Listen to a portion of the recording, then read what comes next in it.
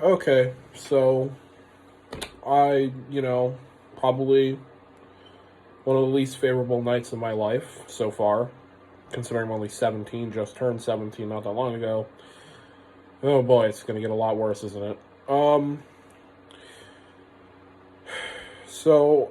me and a friend a while back played a game called It Takes Two. I recorded us playing, but it was a decent amount of footage, and I figured, hey, it'd be a lot easier to edit this on PC. I played and recorded it on PS5. I have a USB thingy. I haven't really used it much, but I was going to see if I could copy all of the recordings to the USB, try to use the USB on the PC, and get the recordings there. So I could edit it and do whatever the fuck.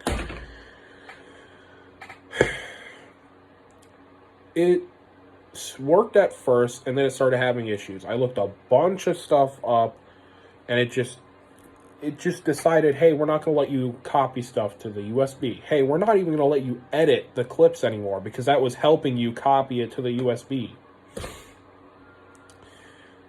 I got upset.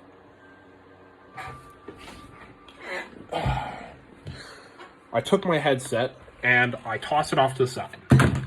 That's basically what I did right there. It was basically just that. Somehow that got my main monitor to fall forward. And now I have this.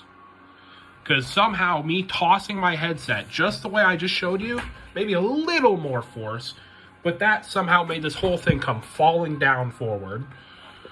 So now this is just destroyed.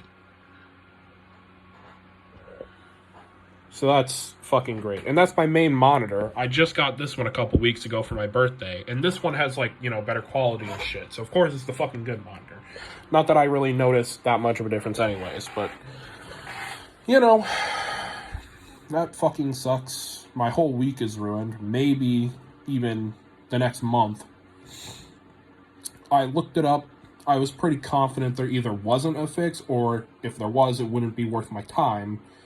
And that seems to be about the case. I don't remember exactly how much this monitor was. I'm going to guess, $150 to $250, something like that.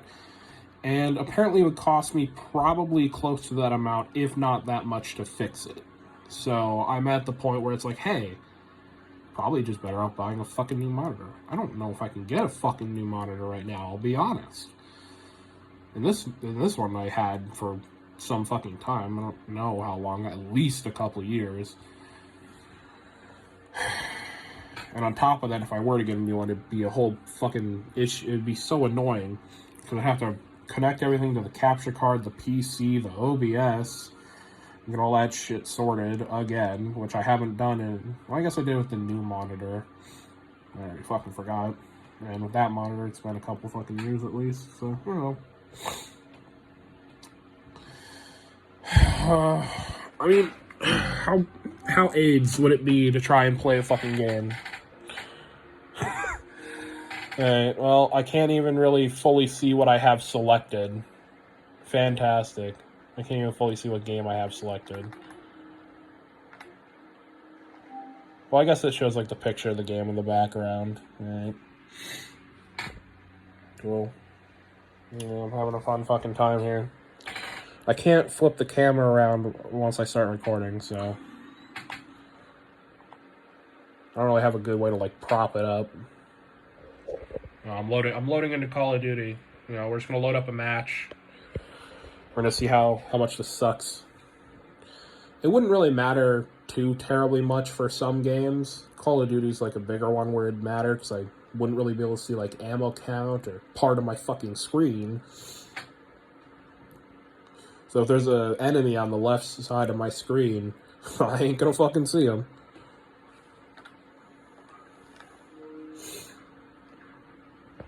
Here we go, we're loaded in. I can barely see what game mode I have selected.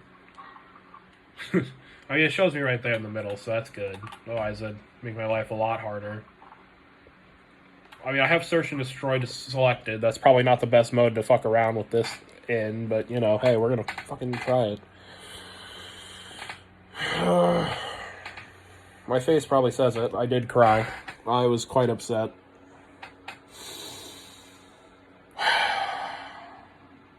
I'm now at the point where I'm accepting that this has happened. I've accepted it now.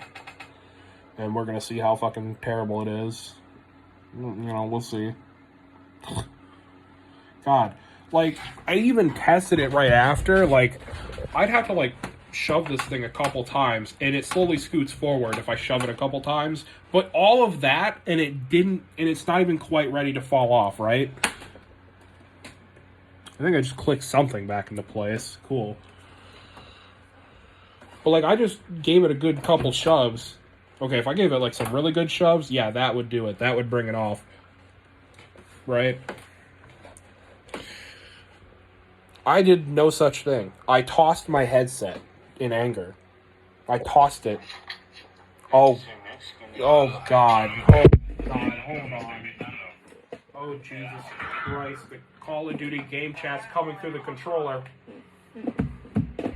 The Call of Duty game chat was coming through the controller. That's not good. We don't want that. If I'm gonna fucking upload this, I want it to not give me a channel strike. I don't need this day to get any fucking worse. It's close enough to midnight. We can just say it's Monday. Fucking Mondays, am I right?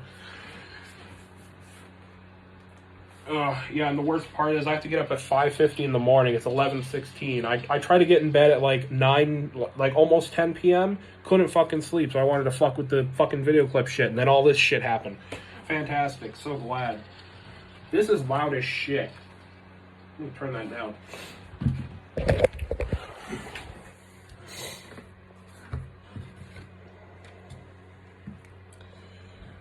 I'll find that later, that's fine. I lost my train of thought, I'll be honest. Now I get to play Call of Duty with a fourth of my screen gone, and then the bottom half I can still see, it's just weird colors. So, like, the bottom part of the screen's fine. Like, it's just got this green hue to it. So, like, all this, it's like, oh, it's a little green, but I can still, like, like, otherwise I wouldn't be able to see this if I couldn't see anything at all, It's not like this where it's just nothing. But, yeah, I'm at the point where I'm just kind of accepting that this is my life. This is just, this is the way it's going to be now.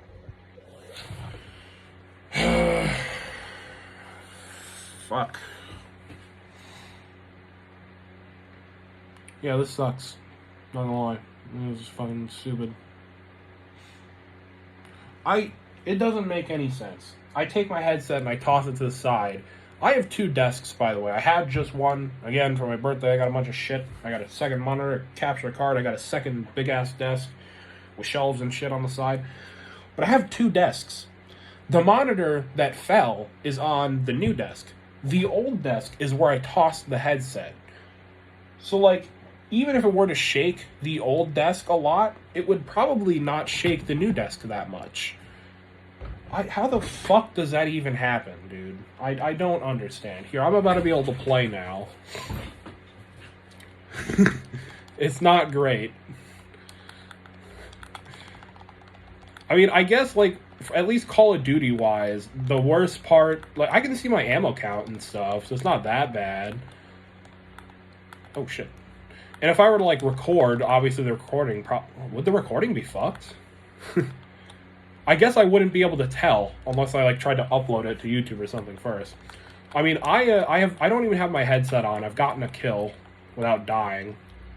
I've acquired 2 kills without dying. Guys, I'm popping off. Dude, the broken monitor is the new meta. I died. Never mind, it's not the new meta. I know. Well, it needs further testing, but it might be the new meta. I mean, Call of Duty-wise, it's not that bad. I just won't be able to see an enemy if they show up here. Though, if I like, try to, like, save the last however long, would the video clip also be fucked?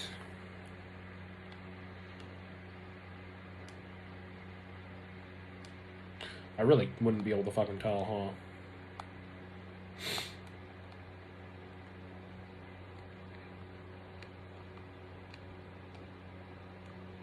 I'm struggling to go into, like, the options because I can't fucking see them. I should probably swear less. YouTube really doesn't like it if you consecutively swear. Okay, here we go. Finally got to the damn menu. God. Now I have to memorize. I have to like try and remember what each thing is. That's edit. So 2 in is edit. Okay, over here. All the way to the left is share. Oh god. This I'm struggling mentally right now. I don't know. I do not know. That's my answer. I don't know if the video clips are messed up or not.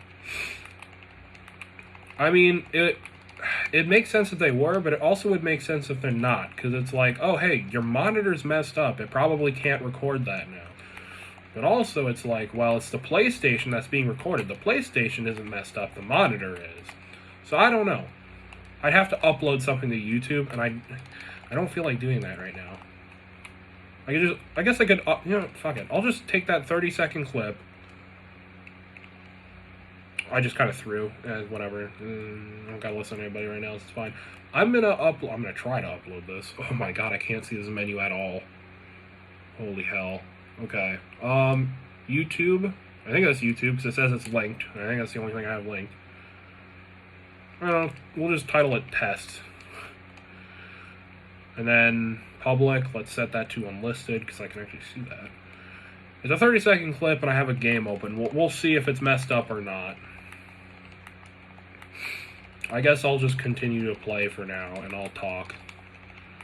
I guess I should talk about how this now will be affecting the channel. I have a second monitor that I can do stuff with my PC on, so I can still stream 7 Days to Die on Twitch. So, I mean, that's cool.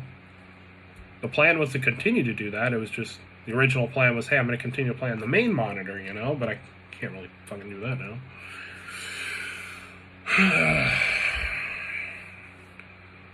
I mean, assuming the recordings aren't messed up, which I'm kind of more leaning towards it won't be messed up. I mean, I can still stream stuff, I guess. Honestly, the main thing I'm playing right now is I'm getting back into Fallout 76. I got out of it for a little bit, but I bought Fallout first. I will be playing Fallout 76 because I'm not going to buy a month of Fallout first and then not fucking play the game because my monitor's messed up, you know?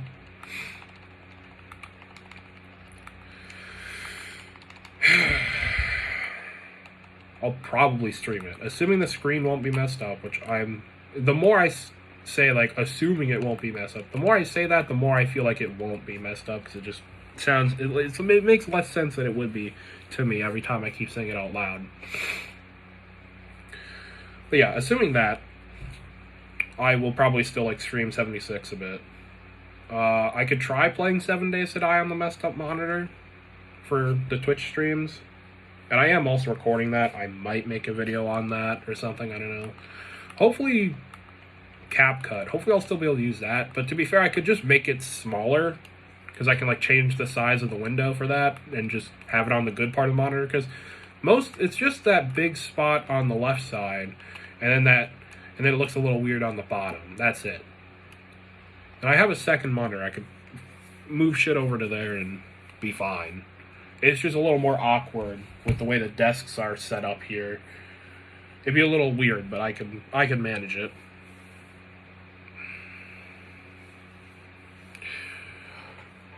So this probably won't affect the channel too much. Probably. I don't know. There's some stuff to test yet. So, we'll see. There's definitely some stuff to figure out before I can confirm or deny that. And of course, this is happening at like 11 p.m. My parents don't know yet, so this is gonna be fucking fun. Let me. Yeah. Also, I have an older sister.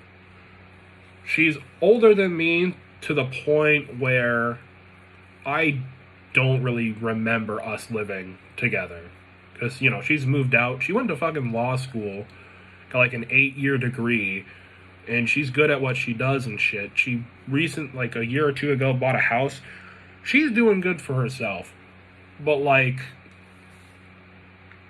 I might as well have been an only child, because I don't remember living with her. And I'm spoiled for sure. Alright, I'm not going to deny it. I'm definitely a little bit spoiled, right? But especially as a, getting older, taking personal finance class, definitely humbled me a bit to be like, hey, I'm asking for a lot of shit for this holiday or my birthday or whatever. I'm going to stop asking for shit. I've already asked for enough shit. I definitely asked for a lot for my birthday, which was April 2nd, by the way. It's like April 26th today. If you would tell me, that'd be great. 28th, and it's about to be the 29th in 35 minutes. Fucking Mondays. Or it's going to be Monday anyways. It's close enough. We're calling it Monday. Fuck off. But I had my birthday, April 2nd, about 27 days ago. I got a new desk, second monitor. A few days later, I got a capture card that we just called a birthday gift because that's basically what it was. I got some other shit. Nothing close to that big, but other shit. That costed, a decent amount, right? We're at the point where it's like, all right, that's good. You have gotten your birthday gifts, right? I, probably a week ago, was like, hey, Mom, I know I've gotten a lot of shit, but I've kind of been struggling with storage on my PS5 for a while, and I'm kind of at the breaking point here. Now, I completely understand if I have to wait a while or whatever, if I have to work it off, whatever. But if you could get me more, a bigger storage at some point, that would be cool. And she was like, yeah, I could have you do some stuff, or you could pay for part of it, or whatever. So it's like, okay, cool.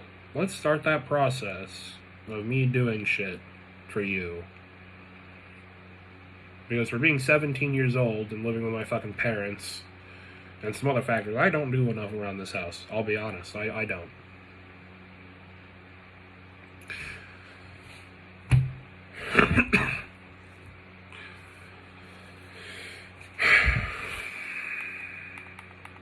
I need to get my fucking life together. I plan to at least make a start at that this summer. I'm gonna fucking man up and actually drive, get my damn license. Maybe get a fucking summer job. Maybe not this summer since I won't have my fucking license. I won't be able to drive to work, and obviously my parents won't be able to drive me. Oh. If I really needed to, I guess my dad could, because he doesn't have to work during the summer. Well, I don't know.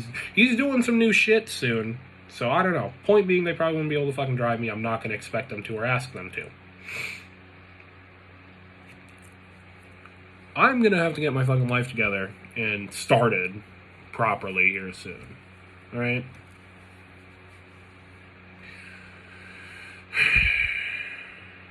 Yeah. I talk to myself sometimes. I say sometimes. I do it a lot. I talk to myself like I'm recording for, a YouTube video or some shit. I often will just be talking to myself and be like, oh, when this, or so you guys know when this happened. It probably sounds a little crazy. I probably have some undiagnosed mental issues. I'll get it sorted out at some point. But I often just, end up fucking talking and then just kind of being like, oh, I don't know what the fuck I'm talking about. Just have a lot of stopping points. And I'm like, wow, it'd be really stupid to upload this if this was an actual video of just all this silence and random tangents on tangents on tangents. And that's what this video is going to be. And I'm going to fucking upload it. The whole point is the broken monitor, and I'm not happy about it, even though I've accepted it by now. I'm not happy about it, but I've accepted it. It has happened.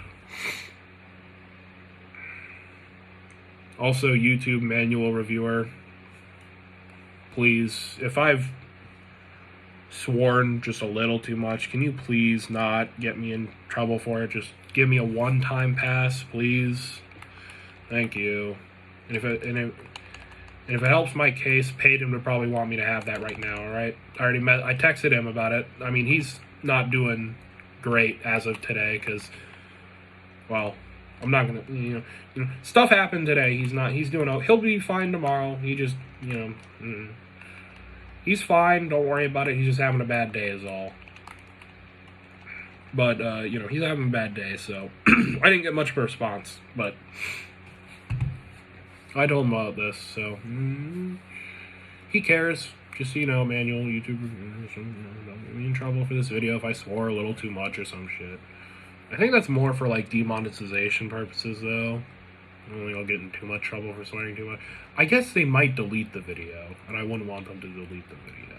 I don't know. There's a lot in the terms of service to read, and I've read none of it. And it's probably gonna stay that way because that's a lot to read and to try to comprehend. So you can't wallbang that, sir. Right, sure. If it works, it works. I don't remember where I was, to be honest.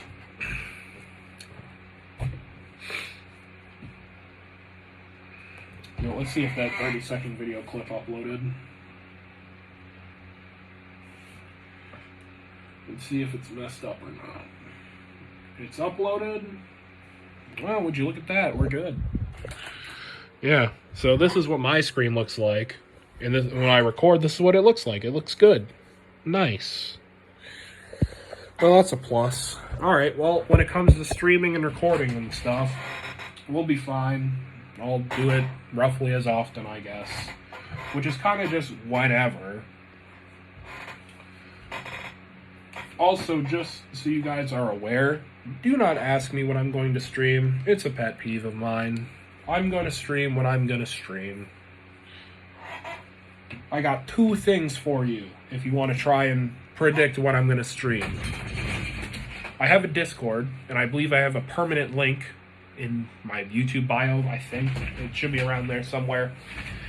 Number 2 is a Google Doc I made towards the beginning of the year. And it is a, quote, content schedule. And I try my best to update that often to try and tell you guys if I'll be streaming, what I'll be streaming, and where I'll be streaming it. Where the fuck did this thing go? Oh, there it is. It didn't even fall on the damn ground. Ugh, fuck.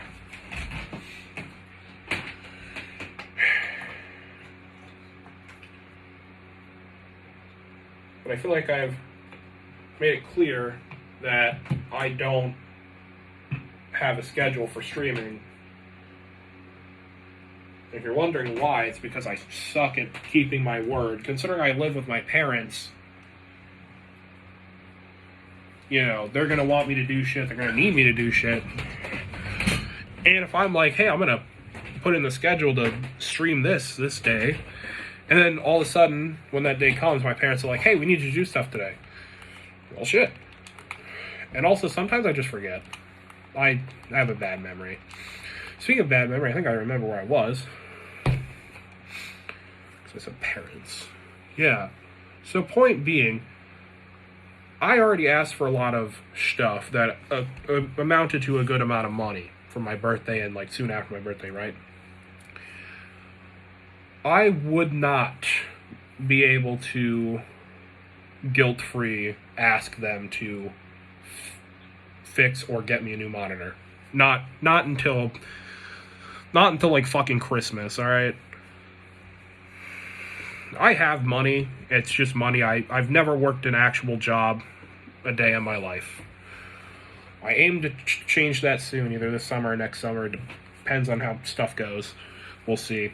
But I've saved up a good chunk of change just from birthday money and whatnot. Alright? I've existed for just over 17 years. I got a lot of family members, it eventually it adds up,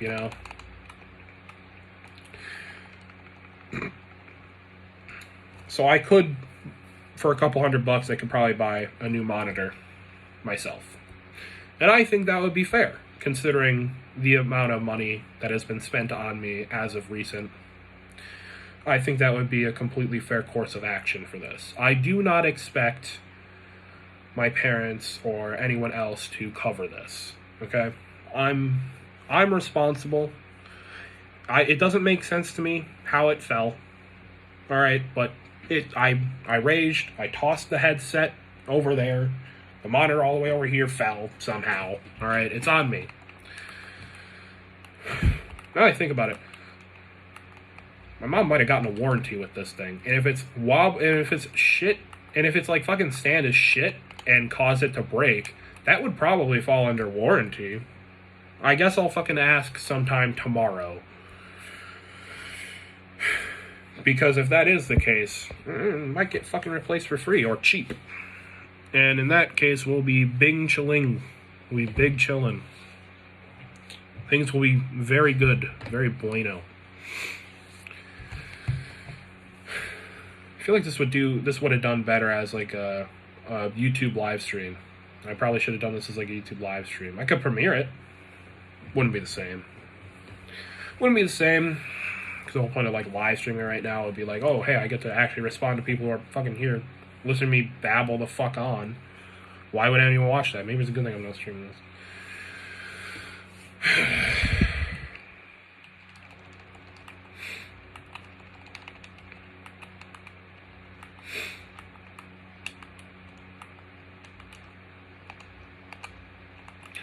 But yeah, honestly, if I'm going to go ahead and spend money on a new monitor, I might as well just buy that extended storage. Because the extended storage I want, I think it was when I got the PS5. I got the PS5 for Christmas like 2 or 3 years ago, and I think when I got it with a terabyte of extended storage, which worked good for a while. Eventually it was like, well, I can't have this one game or, these 2 games installed. I've gotten to the point where I have enough Call of Duty games and other games that are somewhat big. Like, I have some Fallout games. Fallout 76 is just over 100 gigs now. It's been out for 5.5, near 6 years. So it's had plenty of updates. It's gotten to be quite a big game. Fallout 4 is like 50 or 60 some gigs. I have that installed. I have both of those games platinum, by the way. I've done all the achievements, the base game achievements, and a few others. Not necessarily by choice, just by playing the games, you know. I have all the Fallout 4 DLCs because I got a really good deal on the Season Pass. Because Season Pass is like, hey, all 6 DLCs for a cheaper price. But then the Season Pass went on sale, and I was like, damn, I gotta buy that. You know? I think I got them all for like $13 plus tax, something like that. So like, damn, that's good. That's good. But yeah, if I'm already in the neighborhood of spending my own money, might as well just get the extended storage. Because I'm at the point where it's like, I want to play this game, and this game, and this game, and this game. I'm not going to play them all a bunch. I'm going to play some of them a lot, and a few of them I want to play every once in a while. It's going to suck that when that one time comes up that I want to play that one game, shit, it's like 50 plus gigabytes, and I have to install it. My internet works. It's fine, but it's by no means good. So it's going to take me a while to install that. By the time it installs, I'm probably not even going to want to play anymore. Because even sometimes it's like, man, I want to play this game. You open the game, play it for 5 minutes, you're like, actually, I changed my mind. I don't actually want to play this. So imagine installing it and then doing that. So I'd rather just have enough storage to just have everything installed, right? You can get, I think it's 3 terabytes of external storage for $200, or you can get 4 terabytes for, I think it was like 2 terabytes, $200, 4 terabytes, $300. If I had 4 terabytes of external storage, I doubt I would ever need to get more storage. I think that, especially for the PS5, I'd be chilling. I don't think I'd ever need more, to be honest. Shit on, fuck you. Oh, damn. Because 4 gigabytes, I did the math at some point. I don't remember, but I think everything now would be, I'd probably want 2 terabytes. If everything I have installed now, if I want to have it installed, I'd probably need 2 terabytes to have everything installed and have a little extra space. I'm going to give Call of Duty one last chance. I'm going to buy Call of Duty Gulf War, Black Ops Gulf War. I'm going to buy it, and it's going to be a bigger game. I'm going to need that space.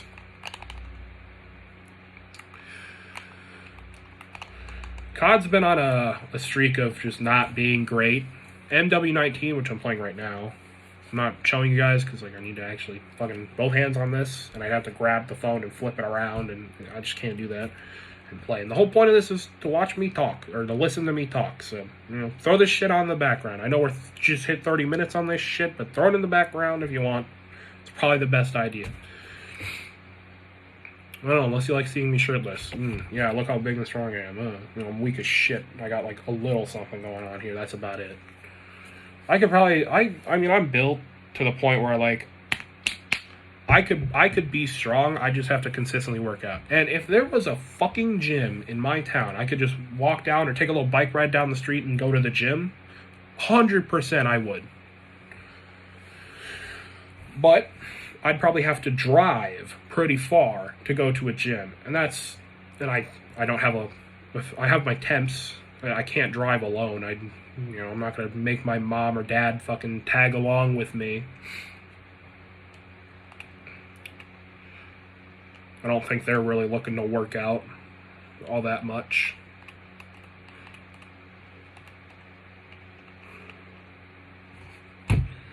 I mean, I'm 17. I'm not fat, but I've got some chub going on. It wouldn't kill me to get rid of it, but it'd be way too inconvenient for me to actually go and do that. I'd love it if there was a gym in my town. Just a little gym in my little town. You got like some bench press. You know, like a bench press, maybe, some treadmills and shit. Alright, where the fuck was I? I don't remember. Yeah, this is what I mean. I just fucking just talk and talk and talk and talk.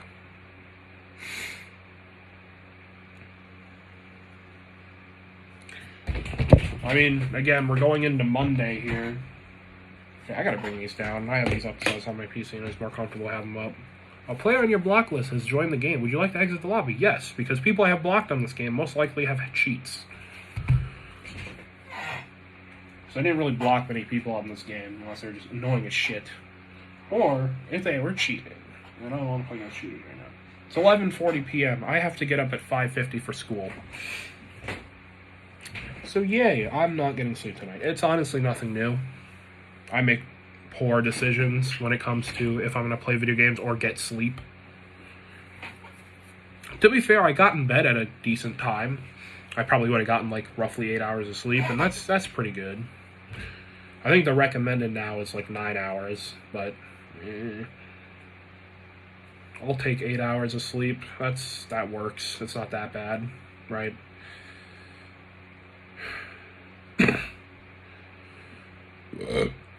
Excuse me. But typically I don't get a lot of sleep because, well, I just end up having too much fun at a certain point, or I'm doing stuff and I want to finish what I'm doing, and then it ends up being like an extra hour or so. Oh god, it's fucking Tank Factory. I don't want to play this map. It sucks. We're here now. I'll be honest, on average, I think it's probably 5 to 6 hours of sleep per night for school nights for me. Because I gotta get up so damn early and I just want to I want to finish what I'm doing. Oh, I'm having fun. It'll be worth it to just stay up a little longer. Or whatever, Whatever it happens to be. Now, some nights I do just talk to myself. I'm like, alright, Carter, for fuck's sake, you need to get some sleep or you're going to have severe health issues later in life. You need to go to bed at a reasonable time. Tonight was one of those nights. I was just kind of chilling. I was already done playing games for a bit. I watched some YouTube videos, and I was like, well, I'm kind of ready for bed. It's a little early. I'll just chill for a little bit. I took some fucking melatonin, hopped in bed for a bit, and couldn't sleep. So... And part of the reason I couldn't sleep was because I was thinking thoughts. I was like, wow, I want to do a few things soon. I should go grab that piece of paper off my desk and write down some of the stuff that I want to do. Being, hey, should probably try to move those clips of It Takes Two. I should probably try to see if I can use a USB on the PS5 to, move that over to the PC. I tried. The first clip moved over with no issues. Second clip had some issues. I looked some stuff up. Eventually it was like, hey, you should try editing the clip and making it a little shorter, like a few seconds shorter. I did that. I saved it as a new clip, and it worked. The second clip was saved. I had 3 more clips. Third clip did not want to work. It got to the point where the PS5 was like, hey, as soon as you click the edit button, we're just going to say, fuck that. We're giving you an error that just says error. It's not even going to give me like numbers or something to look up. It's not going to give me an error number or code or whatever to look up. It's just error, have fun, Q.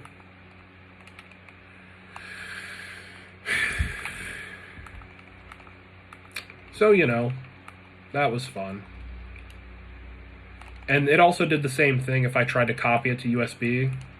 It was just like, yeah, error. Here's your error code. Look it up. We're going to give you every other error code known to man. Except for the one you just specifically typed in to find a solution to.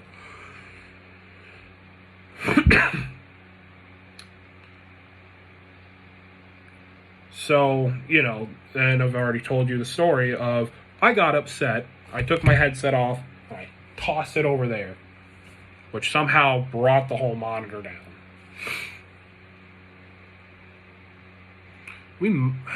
Well, to be fair, I've actually had this monitor too fucking long to still have a warranty active on it. I don't know how long monitor warranties last. They might last kind of long, actually. Because the whole idea of warranty is like, hey, yeah, we're not lying when we say we will completely replace it. But you probably won't have to replace it. Because the whole point of warranty is like, hey, give us an extra $50, right? $50. You give us that money, the extra $50, then we guarantee that if something happens to that monitor you just bought within certain time span, let's just say a year, we'll give you brand new monitor, same model, everything, for free. Or I guess $50, since the warranty was $50. You would technically only get $50 instead of, I don't know, let's say $200 that you paid for it. The whole point of warranty is like, it's gonna last long enough. Like that warranty they're gonna be like, hey, this is gonna last a while, but not too long, because they don't want you to like have something for 10 years and then cover you a new one, But they want it to be long enough where you're like, yeah, that sounds like a good idea. I should buy that, $50 to have a couple years of guaranteed replacement if it breaks. That sounds good. I'll pay the extra $50. That's the whole point of the warranty, So maybe the warranty on this lasts like 5 years. I don't know. I don't think I've had it for 5 years. So let's say the warranty is 5 years. Assuming I have a warranty on this and monitor warranty is even a fucking thing. I mean, you can get a warranty on just about fucking anything. It depends on the store or something. I don't know. How does society work? Sum it up in like 5 to 7 sentences. Give me a paragraph. But yeah, let's say it does last. We do have a 5-year warranty. Considering what happened is kind of BS and not me just beating the shit out of it for fun or, and then being like, haha, I'll get a new one, so it's fine. Considering it an accident, and honestly kind of their fault. They would have to make a really shitty stand for this thing to fall because of that. They really would.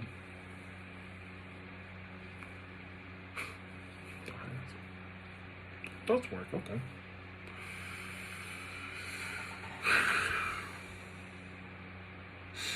So I guess it's possible. I don't remember. I probably would have gotten the monitor with my PC. Now I gotta remember how old I was when I got a PC for my birthday.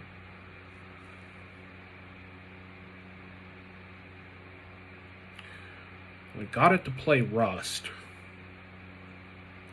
So now I was like watching YouTube videos on Rust for a while. And I was like, man, I want to play Rust. There's no console version of Rust. Damn, this sucks. I guess I need a PC. Eventually I was like, yeah, parents, birthday, PC, please. And they're like, all right, we'll see what we can do. Birthday comes around, they're like, all right, here's your fucking however much money costed PC thing. I was like, hey, thank you for the box that allows me to play video games. That costed you a couple grand, probably, because PCs are fucking expensive, and I think mine's pretty decent quality. I think. I'd have no idea. I have no idea what the specs on it are, but it's pretty good, I'd say. What are the specs? If someone asks me that, I'm going to say, pretty good. Nothing crazy, but pretty good. Because I don't fucking know the specs. Nor to check that, honestly. I don't even know what the fuck model this thing is. I don't know who made it.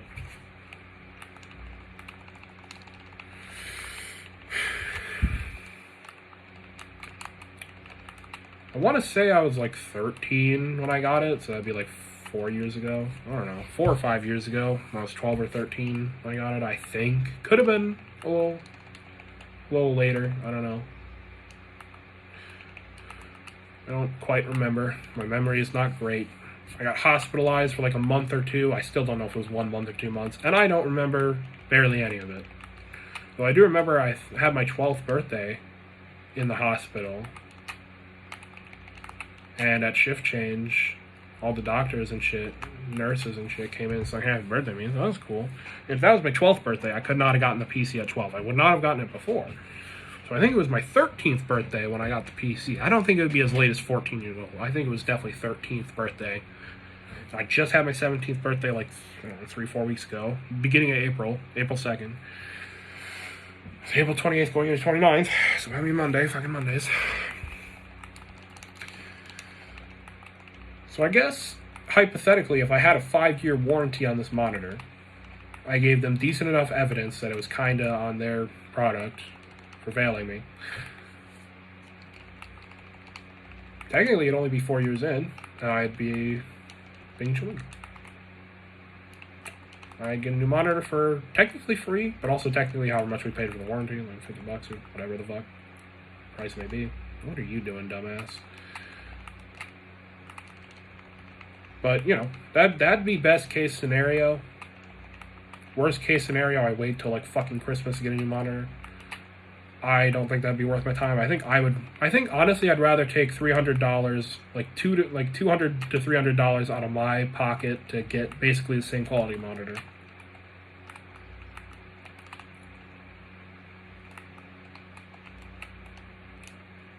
At that point, I'd rather just buy myself a monitor.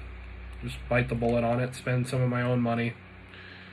And of course, being a kid, when you're really young, it's like, holy shit, $100? Bro, I could own the world. I could rule the world.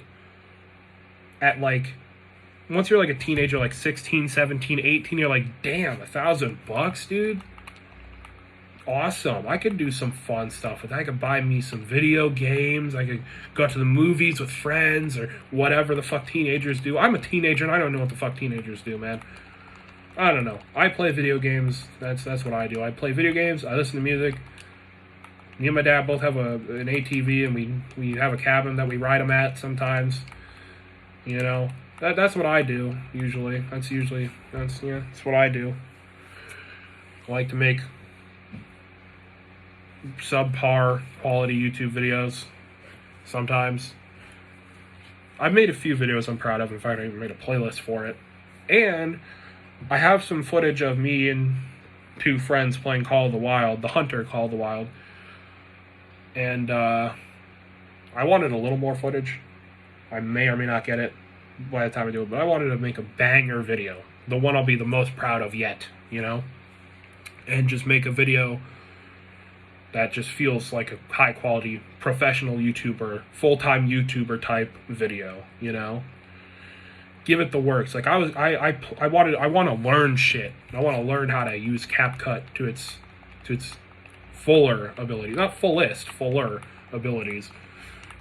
Learn how to put filters on shit, learn how to properly integrate music or whatever the fuck. I'm probably hyping that up more than it actually is. But whatever. Damn, I got shitted on. Watch this shit.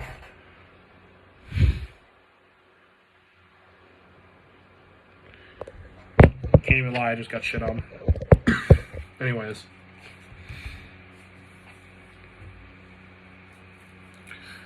yeah, that was the plan. I was going to make a cool-ass video. I was going to really take my time on it. I mean, once I get in the zone of editing a video on PC, I'm in the fucking zone. I'm editing that video till I'm done. But I think I'd end up needing to put a couple days into that. So I'd want to do it all in a day, but I'd probably have to, make myself not do it in a day and really take my time with it, And I was going to do kind of like what I see, like, professional YouTubers / full-time YouTubers do shit sometimes where they have, like, a bunch of funny or intense clips, and they'll put, like, a little filter over it, a little bit of music, and just have a few clips in the beginning, just kind of give a little preview to the video. Damn. The idea is to do that as well. It's gonna be like an actual YouTube video, That's the plan. I'll do that at some point. I think I have like 8 to 9 hours of footage, and I'd like to get one more recording session in. I was going to this weekend, but one of the two guys was busy, so if it goes for a little while and we don't get another recording session, I'll probably just use what I have for a video, because I don't need more footage. I probably have plenty, but I'd like more footage. If I can't get that, oh well, whatever. Shit happens. It's fine. Damn. But, fucking, I'm handicapped as hell. I'll pull out a sniper, too. I'll double sniper, fuck it. Car 98, AX50, we're bingeing. I'm gonna go hard as hell. I'm gonna fucking fuck people up. It's gonna be great. I'm swearing too much. I should probably chill out. I hope that's just like, oh, hey, you swear too much, you don't get money or something. Damn. You don't get money or something. I think it's a demonetization if you swear too much. I don't make money. I have 408 subscribers, I think the number is. I think that's the exact number as of recording this. We've been chilling at about that number for a little bit, which is fair. YouTube rewards consistency, usually. I don't do that. I was starting to do that, but then it was a little too much for me to handle. So I decided, hey, let's not do that. Let's just take a chill. That's not good. Go, get out there. No. Very good game. GG's.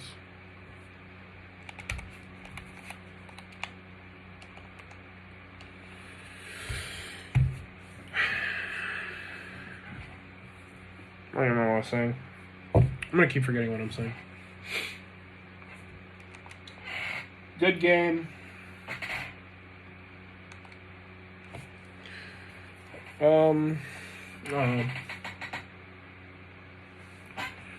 Well, the most likely outcome here is I'll be like, hey, Mom, this fucking happened. And then I'll ask if we have warranty on it and if it's still going. If not, then... If we have warranty on it, then we'll get a fucking new monitor then. Fuck it. We don't have warranty, then what's most likely going to happen is I'll just be like, hey, Mom, if we could figure out what kind of monitor it was and I could just get an identical one, if you could buy me one and then I pay you back right away, so essentially I'm paying for it, cool. That's what we'll do.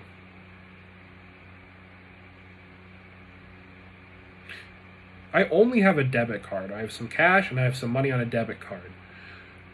If I were to instead just use my debit card to buy the new monitor to have it shipped to my house, would I get credit score for that, or do I need like an actual credit card? I'm pretty sure I need an actual credit card, right? I don't think debit card gives you credit score. I don't know. Maybe it does. I don't fucking know. Are you even? I don't think you can even. Can I own a credit card? I guess it would have to get approved by a bank. So I guess I don't know how old you'd have to be. I'm gonna guess 16 minimum, right? That's my guess. But on top of that, you also have to prove to a bank, like, hey, I'm responsible enough to, take your money and pay you back at the end of the month, every month. Right? So, Because I know when you're applying for, like, loans, you have to go through that process. You have to, like, be like, hey, this is my job. This is how much I make. This is how much I can pay you per month or whatever the agreement may be. You need to do all that.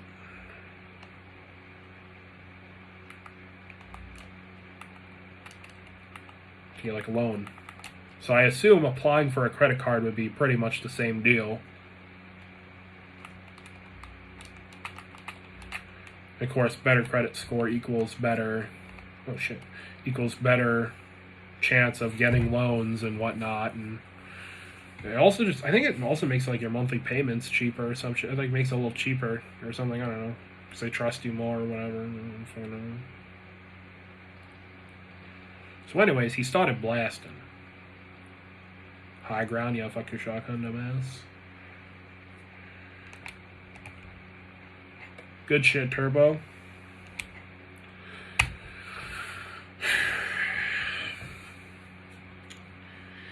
But yeah, I'm, now that I've properly assessed the situation, I think I kind of, we're chilling. I know how this is going to go down. It's whatever. It's not the biggest deal in the world. Even if I were to, right now, go to, like, Amazon or whatever and buy a new monitor, damn it. I'd still have to wait probably at least a couple days. I guess I could get, like, same-day shipping, right? And pay a little extra, right?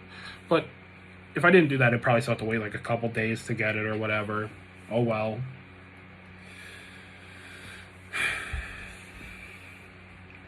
So I'd probably still have to deal with broken monitor screen for a bit.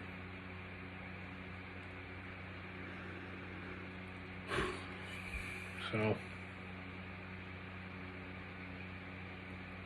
also, I do this often. When previously I mentioned, or like 20 minutes ago I mentioned, like, oh yeah, I talk to myself and shit. Like, I'm actually talking, like, there's actually an audience to talk to. Even though I know there isn't. I'm just talking to myself, basically. I'm just talking to the damn plushies or some shit. I don't know what you want from me, but, this is basically what it is. I just talk about random shit. I go on a tangent, and I go on a tangent on a tangent on a tangent, and just so on. I've even, like, been playing games and kind of done something similar to that, and, like, clipped it and debated on uploading it, and then decided against it a few times. So, I don't know. I guess if just me randomly fucking talking, if you like that, I don't know, let me know, I guess. I do it often. I could record it more often if you want. Where the fuck is this guy? Oh, I'm just stupid. I mean, what's new? But yeah. I don't know. You want that from me? Sure. It wouldn't be much trouble. Also, I recently uploaded a video of me singing Afton Family by Cryfuse, I think is how you pronounce his name. It's been a FNAF song. It's been out for, I think, like 6 years? 6 years, I think? I don't know. 6.5 maybe? I don't know. It's been out a long time. It's a good one. I like it. I've been listening to it a lot lately and for a little while. I have some other FNAF songs that I could sing and that I plan to make videos on just singing. I would say, hey, if you have any FNAF songs you would like that I could sing, let me know. I'll sing them. But I will not and cannot promise that. The reason being, Afton Family, for the most part, I have memorized. When I recorded that, I did have a second device to have, like, the lyrics pulled up because I don't trust myself yet to fully have that memorized. I'm pretty close to having it fully memorized now. But when I recorded that, probably like a week ago at this point, not quite there. But anyways, I have other FNAF songs I can and probably will end up singing, but those are FNAF songs I've known for a little while, at least a little while, and that I know all the lyrics to. 2 of them that'll probably be upcoming at some point is Below the Surface by Griffinilla / Fandroid Music. The other one is the FNAF Ruin Rap, Lovely Things, by JT Music, because I like JT Music. They do a lot of cool shit that I like. I enjoy most of their Fallout raps, most of their FNAF raps. In fact, if you tuned into the Extras channel, my first full actual video on the Extras channel was me doing a tier list of all the FNAF songs by JT Music, minus a few that were iffy on if they are really FNAF. Like, I know one of them was like, oh, FNAF rap battle, Freddy versus Slenderman or some shit like that, and it's like, is this really a FNAF song? I guess, for the most part, they don't do songs. They do raps, but it's like video game rap, so it's got like, it's like songy and rap-y put together. Like, the Ruin rap starts out with just like, it sounds like a song. It's like, wow, why is rap in the title? And then they just start fucking rapping in between the bits of the main chorus, which is also just like more singing song than rappage. But, you know. Shit on. In my life I've dreamed up some lovely things, but this won't be one of them. I'm a ruin. In my time I've seen lots of ugly things, but I'm far from done with them. But I'm monkey see, monkey do, take something old, make something new. These shiny toys look nice to use while you're employed. 5 nights will do. When your eyes are broken, try some new ones. Buy the old friends, why not use them? I knew they'd get recycled. My blueprints came from psychos. In reality, it surrounds us. Seeking not to get a light, but it found us. My voice will take you around this carousel till it breaks you down. This megaplex ain't mega clean. You'll never get to Gregory. When you're left for dead, lay next to me. We can reminisce reflectively.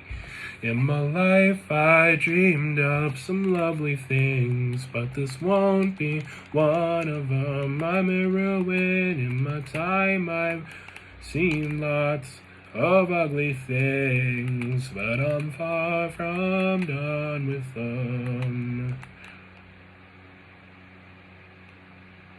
What the fuck? Alright. But yeah, that's kind of what I mean. It's like, it's song, then it goes to rap, and then back to song, back to rap, and But I like it, for the most part. Their New Vegas, their Fallout New Vegas rap, really good. I really like it. I don't really have it memorized. They did a Fallout 76 rap, which, you know, it's fairly good. I like it. I like it enough to listen to it every once in a while. I fell in love with their Fallout 4 rap. They also did like a remaster, a reimagined version as well that was also really good. And I listened to those a shit ton for a while. I haven't listened to them in a while now, but I mean, I still like them, of course. I've listened to them enough to the point where it's like, wow, we need to take a chill pill from that. I've listened to the Fallout 3 rap a bit. A decent amount of times. I like it. It's alright. It's good. You know.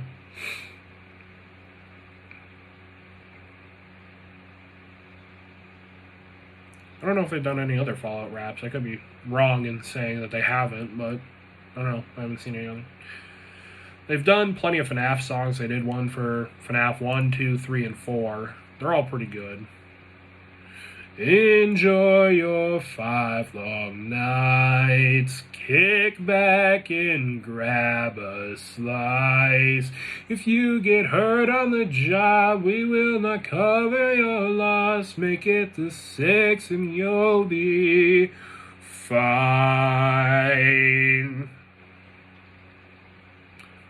I don't have any of those songs memorized. I'm sure you all know it was very popular for a while, their Sister Location song. They specifically said song in the title. In fact, it was so popular that it overshadowed their Sister Location rap, which I only recently found out exists. Like, I don't know, half a year ago probably.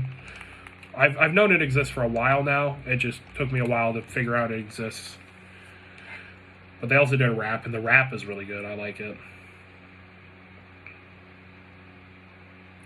They also did a, quote, Joy of Creation rap, which is The Joy of Creation is a FNAF fan game, a really well-known and a really well-made one.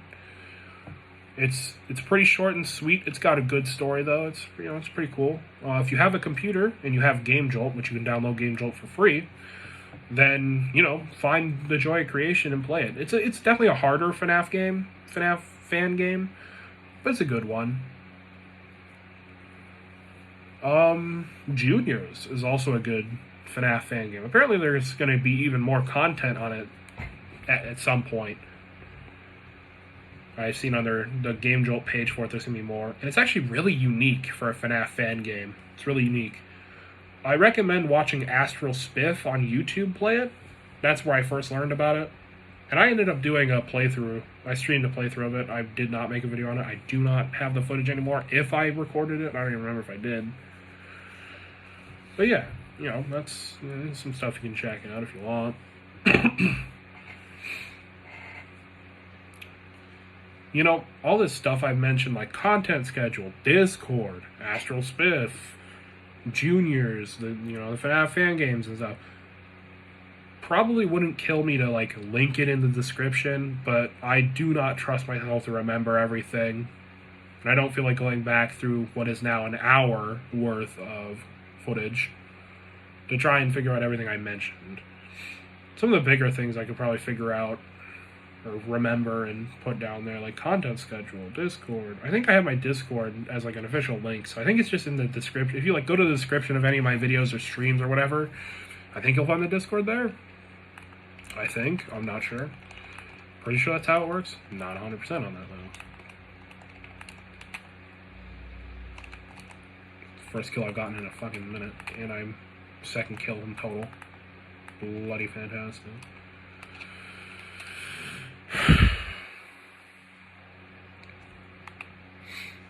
But I could try to link some stuff, I guess.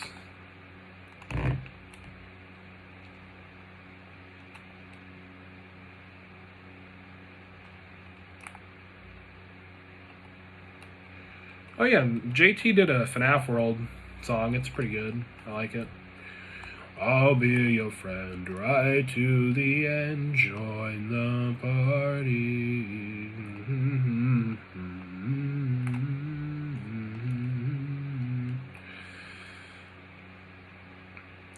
They've done a song for a lot of games. They did a FNAF 6 rap for Pizza Sim. I don't like it at all. It's kind of ass, I'll be honest. I do not like it. I don't think... they might have did something for Ultimate Custom Night, I'm not sure. They did a Security Breach song / rap. I like it. It's pretty good. I already mentioned their Ruin rap for the Ruin DLC for Security Breach. And it was my favorite song for a while. And I still really like it, of course. I've just, you know, you have a favorite song for only so long. Eventually, you're going to find another song you like better. Or you're going to listen to that favorite song enough to the point where it's like, yeah, it's kind of lost its charm. Get the fuck out of here. All the enemies are backing out. We must be winning. I can't tell because I can't see part of my screen. I can pull up the scoreboard. We're winning 5-2. You only need to win 6 rounds to win the whole thing. You know, we're about to win. Yay. Yeah, we won. Well, I got some kills. I went 4 and 6. It still didn't help much, but I have more score than my teammate that went 6 and fucking 0. Wow. I planted the bomb like 3 times, so that's probably why. I have more score. It is a scoreboard, not a kill board, so, you know.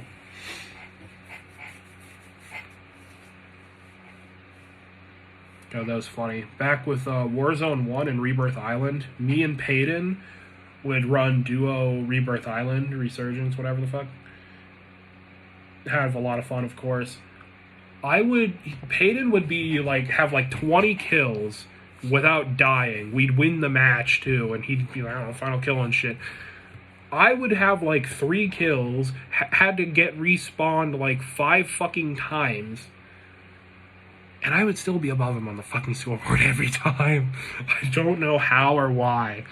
It's because I would do a shit ton of contracts. I start a contract, I go loot the scavenger crates and shit.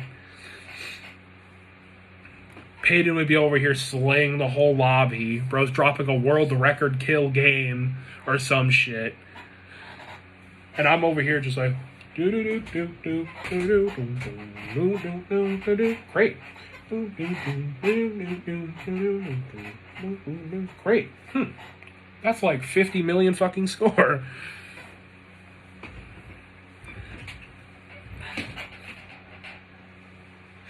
I don't know. It was every time we finished a match, win or lose, it was always funny to like, holy shit, Carter, how the hell are you still above me on the scoreboard? It was great. It was funny as hell. Another thing I noticed is like Call of Duty also, part of the reason why it's been less fun, I've noticed, is because I'm taking it seriously. All right. Right now, I've been playing for a while. Obviously, I've been playing for most of this video. I'm playing with no headset on, not giving a fuck about what happens, right? If I die, it's whatever. I'm here to fucking babble on anyways and talk until my gums no longer exist. So I don't give a damn. And honestly, it's keeping me quite entertained. I'm having fun. You know, even if I'm not getting kills, even if I'm dying a lot. You know, I'm still having fun, right? I'm still enjoying my time. If I have my headset on and I am like, man, I need to get kills, or oh, I need clips for a video, or whatever, it's just not fun. And I die and I rage and it's just, I'm upset and it's just not really a fun time. But again, like, I don't take it seriously. I'm just chilling right now. And I'm kind of, you know, it's passing the time. I'm having fun. Time is starting to fly by. Ah, damn. I killed 3 there. It was a 1v5, and I killed 3. And then this guy got the jump on me. Damn. I almost won that, too. Oh, well. But, like, I don't care. I don't care, because I'm just, you know, I'm just fucking chilling. I'm not giving a damn about if I do good or not. So I feel like that's part of the reason as well that Call of Duty's been less fun. Of course, that's more of just, like, specifically to me. And that doesn't have anything to do with the quality of the games getting worse in some ways. Oh, but, like, hey, the graphics are good. Oh, the game looks good. People are too obsessed with graphics these days. Like, wow, that shit better be in 24K, 1000 FPS. This better be some shit from the damn future graphics, or else I'm gonna hate this game. And then they don't give a fuck about the actual game and the contents of the game, and if it's actually a good, worth your time to play game, right? That's part of the issue. Also, Call of Duty's just been getting greedy lately. I'm sure with Modern Warfare 2 2022 and Modern Warfare 3 2023, I'm sure plenty of you have heard, oh, MW3 is just a DLC for MW2, and I also am one of the people who thinks that. It's just a $70 fucking DLC. It really is. I mean, they promised that in MW2 22 they'd bring back the OG Modern Warfare 2 maps, and they didn't. Guess what they did, though? Don't worry, it eventually came with Modern Warfare 3. Modern Warfare 3, like, the conversion kit shit's pretty cool. That's a plus for the game. The movement is better in MW3, which would be a plus, but they could have just fixed the MW2 movement. And they just didn't. They were like, nah, let's just wait till the DLC drops. I mean, the new game drops. And then we'll fix the shit. Well, the movement, you know?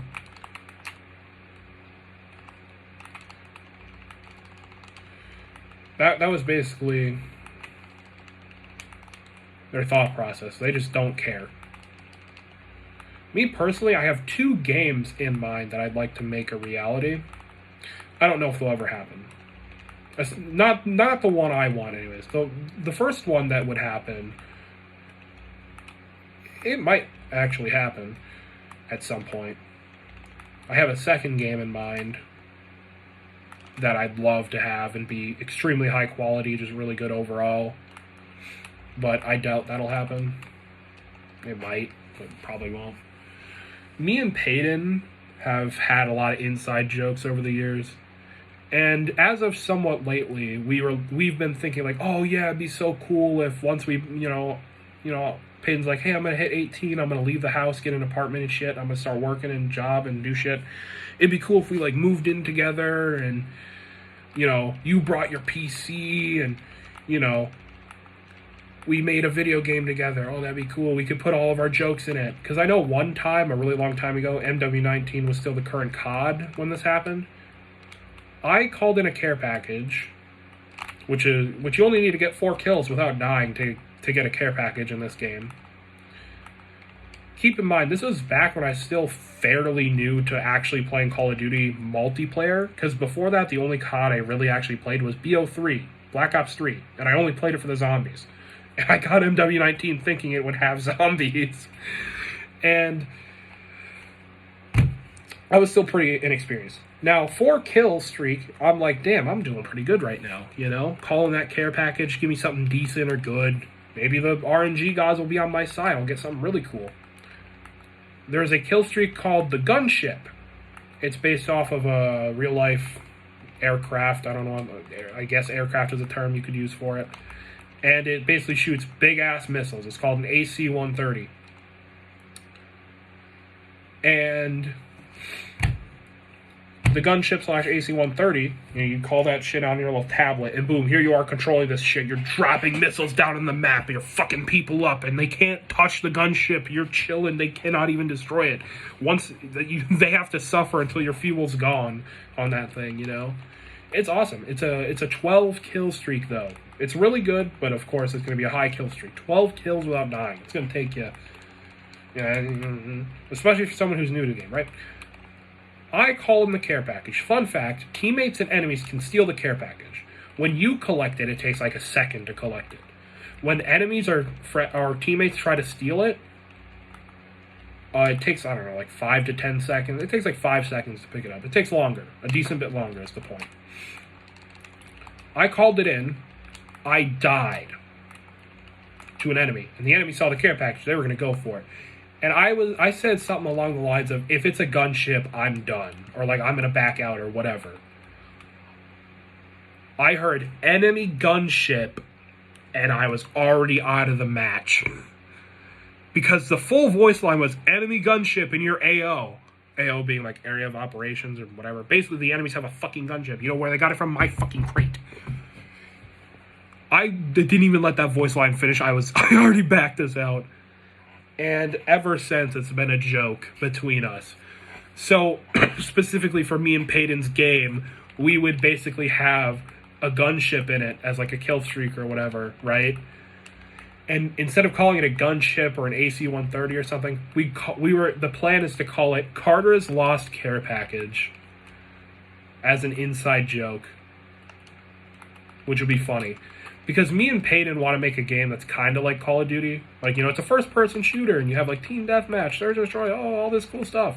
And we would just use it and we just throw all of our inside jokes and shit in it. It would just be a game that you can look at everything, anything, and you can just laugh at it, and it's just goofy as hell. And it's fun. You know?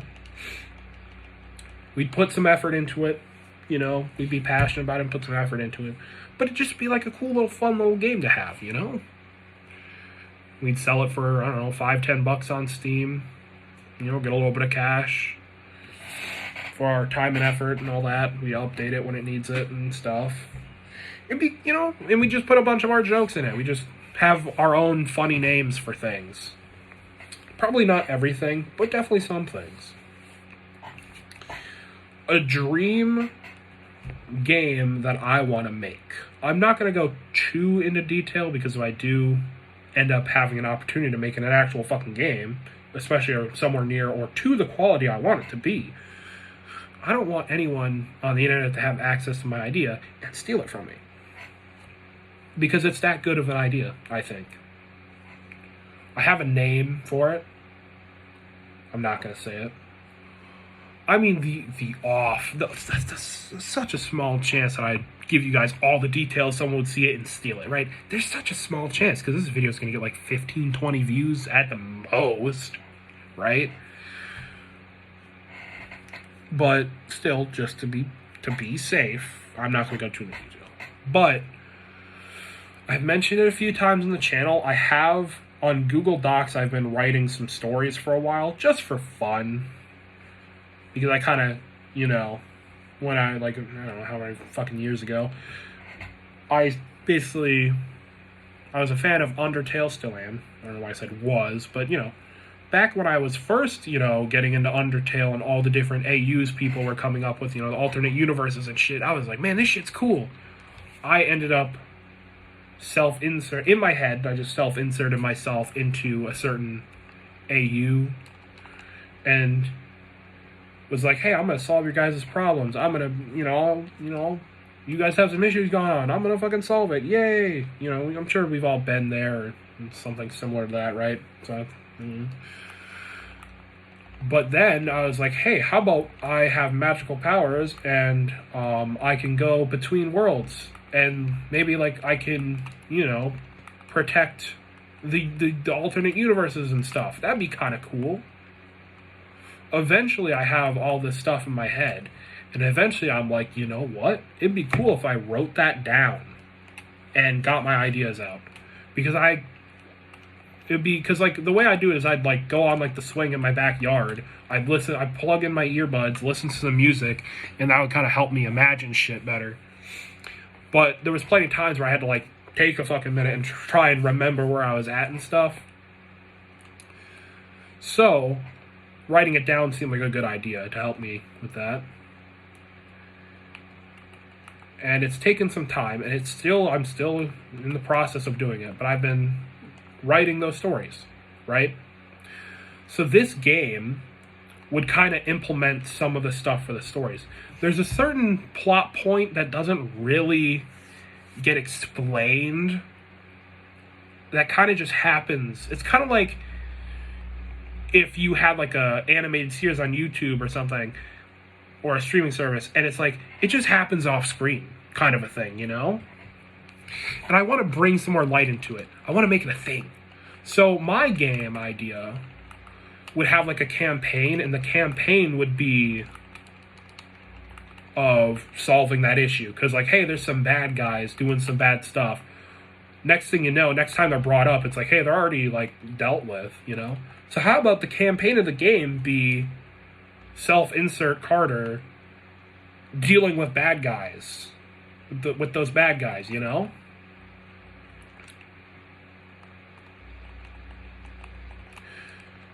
Now, my expectations for said game are very high, right? I want it to be awesome. I imagine it having a lot of cutscenes, really well-made cutscenes, to the point where people don't even play the game, but they know about the awesome-ass cutscenes, you know? And on top of that, it'd obviously be a good game. It wouldn't just be like, hey, cool cutscenes, buy my shit, fuck you, thanks for the money, you know? It wouldn't be that. But that's kind of where it's, you know, the start of like, hey, I want a really good game. I want to make a really good game that people can have fun with, that I can also use as an outlet or a source of telling a story, right? Because I want to tell the story. I want to make a cool game that people will enjoy. But my expectations for it are very high, which is kind of why I feel like it won't happen, or it doesn't have much of a chance of happening, because I don't know, it would just take a lot of time and effort and probably a lot of money. So, I don't know. But yeah, that's kind of the idea. It's like, I think, because like, I take ideas for these two games from Call of Duty. Like, I definitely get some inspiration. It's like, hey, first-person shooter. Things like finishing moves, like, you know, you go up behind someone, you hold the melee button, and you can do, like, the special move on them to kill them, you know? I think something like that would be cool to have in my game as well. And, of course, that'd be an inspiration taken from Call of Duty, who started implementing the idea with Modern Warfare 2019, the game I've been playing for most of this video, right? I think that'd be cool. But also, like, InSpecs. They didn't start doing that till, like, I don't know, fucking 2017 with COD World War II, I believe. But, you know, you press or hold a button and, you know, you take your gun and you kind of look at it and you're like, oh, this is cool. Oh, that's cool. You know, it's cool. You can get a good look at it. And you can see whatever cool camos you've unlocked on it. my idea for camos in said game, I think it'd be cool to have like an easy camo grind, right? Have an easy camo grind for the casuals, and it's still a cool camo. It's nothing crazy, but it's cool. It's you know, you can enjoy it, and it's not that hard to get. It'll take a little bit of time for the people who are more like noobs or casuals. It might take a little bit more time, but for the most part, casual players will be able to get it in some time, not too long, right? And the professionals, people who are really good at the game, would probably get that pretty quickly. But that would be for the casuals to be able to get a cool camo on their guns, right? I also want to have just a grind, right? Like a grind. Really cool camo. Really hard grind. I have a name idea, some ideas on how it would look. It would be animated. The camo would move around and shit. There might be some other camo prerequisites, like, oh, hey, get the casual camo thingy I just mentioned first, or something like that, you know? But, you know, because some people like to play games just to grind shit. So, I'll give them something to grind, you know? Whenever a new Call of Duty game comes out, all the YouTubers are all over it, like, hey, I gotta get the Mastery camo right away. I'm gonna grind that shit. Damn, leave your spawn, bro. But, you know, I also, like, going back to the cutscene thing, I want to have really well-made cutscenes, well voice-acted, and just all that shit. But I also think it'd be cool to have, like, in, like, the main menu, you'd have all these different tabs of, like, hey, here's your play tab where you can select your game mode. Here's your weapons tab. You can edit your loadouts and shit. You could have, like, a cutscenes tab or something like that. Or maybe like a tab for a bunch of shit where the cutscenes would be there, but you could replay any cutscene from any time. It's like, here's the Season 0 opening cutscene that you can watch at any time. Here's the Season 1 opening cutscene you can watch at any time. And also, I think I would implement a Battle Pass. Now, hold on. Hear me out. Battle Pass, right? The idea is, with in-app purchases, right? I'd probably do something similar to the way Call of Duty does COD points, Call of Duty points. Hey, you use real money to buy fake money to buy in-game shit, right? That's how a lot of people do it. I think COD points, or at least shop bundles, are overpriced, right? You're spending too much money on that shit. Let's say you buy 1,000 points in my game. I'm just going to call them points. I have a name idea, but it involves the title of the game that I have in mind. So I don't want to, like, say it, you know. But let's say you buy points, you 1,000 of them for $10. I probably have some decent or pretty cool stuff in the shop. I probably wouldn't sell anything for 1,000 or more. Now, if I had, like, a really big bundle with a bunch of shit or, like, a bunch of really cool shit, I might sell for a little more. But for the most part, you would never even spend $10 on a bundle.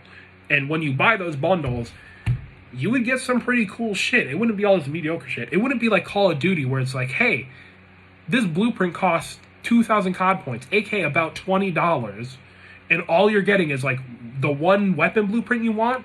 That's all you get, basically. But the reason why it costs so much is because you get other shit. You get calling cards and emblems and, oh, look at this little gun charm you can barely see on your fucking gun. They just pile all that random bullshit in there. I would not do that. I would probably add some random bullshit like that in, but I would not let it affect the price of the bundle. And if I did, it would be by, like, just a teeny tiny bit. You wouldn't even really be able to notice, right? So it's not like I'm ripping you off by just giving you that one thing you want with a bunch of bullshit and having it be the only way to quickly or get it, period. You know? So it's like, hey, here's like 2 kind of cool weapon blueprints, and I don't know, if you want a calling card and emblem, here you go. And we'll throw this other weapon blueprint in there too, and you get that all for 500 points, which would be about $5. Cool, you got a bunch of shit for a good price. That's kind of how the shop would work. Battle Pass would be similar.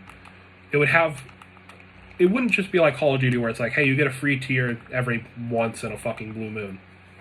Because it's even worse now. MW2 and 3, you really don't get like the free shit at all. I'd add a lot more free tiers in. And that means buying the battle pass wouldn't be as much of a good thing because, well, shit, you're already getting like damn near half of it for free. So why would I pay all this money to get it? So we'll make the battle pass price a little less. Make it like 500 points, maybe 750, but probably no more than that. I don't think I'd even do 1,000. Definitely not 1,000. But maybe let's say it has like 100 tiers. I'd make like 40 to 50 tiers free. You just gotta grind. You know, you gotta get all the way to the end. You're gonna end up with like 40 or 50 free tiers. And if you want the other 50 or 60 tiers, you can pay. You can pay the 500 or 750 points, which would be the equivalent of $5 or $7.50. You know. And I think that sounds fair.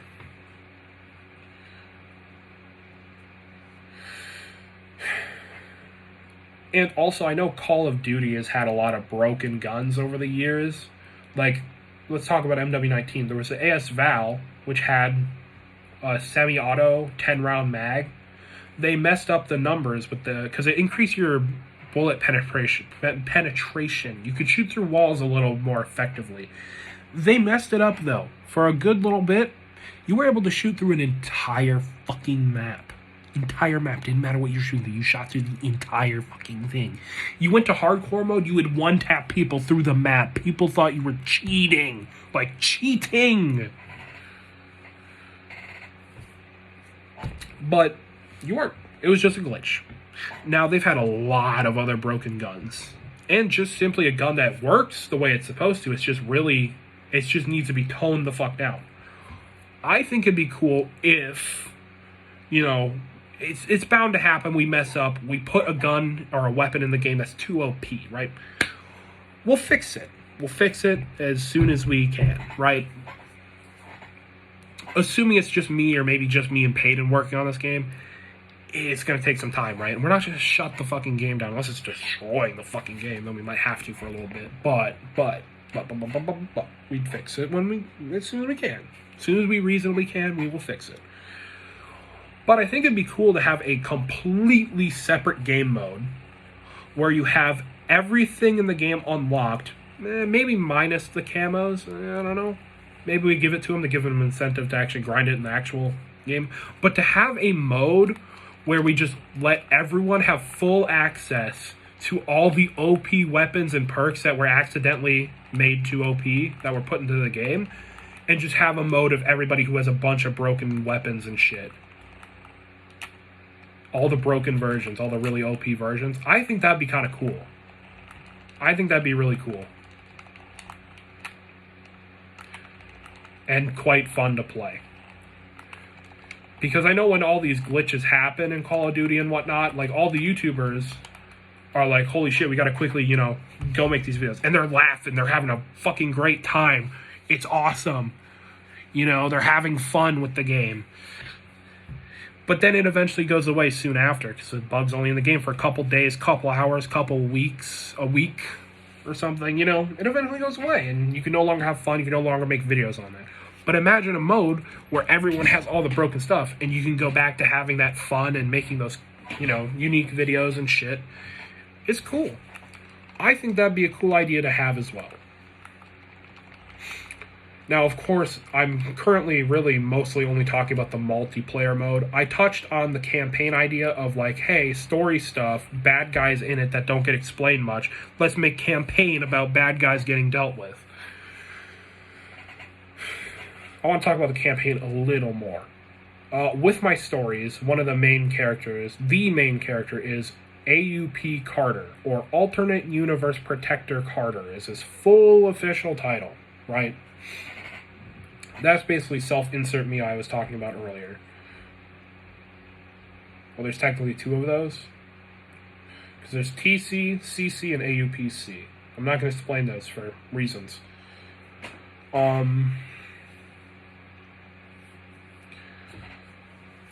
yeah, the campaign would be like, hey, here's AUP Carter. We'll also have Jackson in there, another main character. He has his own story or two, and then he's also in the main story, My Tell entries with AUP Carter and shit.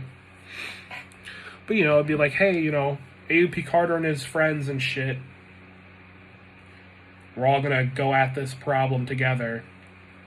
We're gonna take care of these bad guys so that they can't terrorize any more worlds and shit. It's midnight 40 right now. Holy hell. We're at an hour and a half of me babbling the fuck on. I would say it's an hour and 20 minutes of me babbling on, because the first roughly 10 minutes was me actually telling you guys about my issue.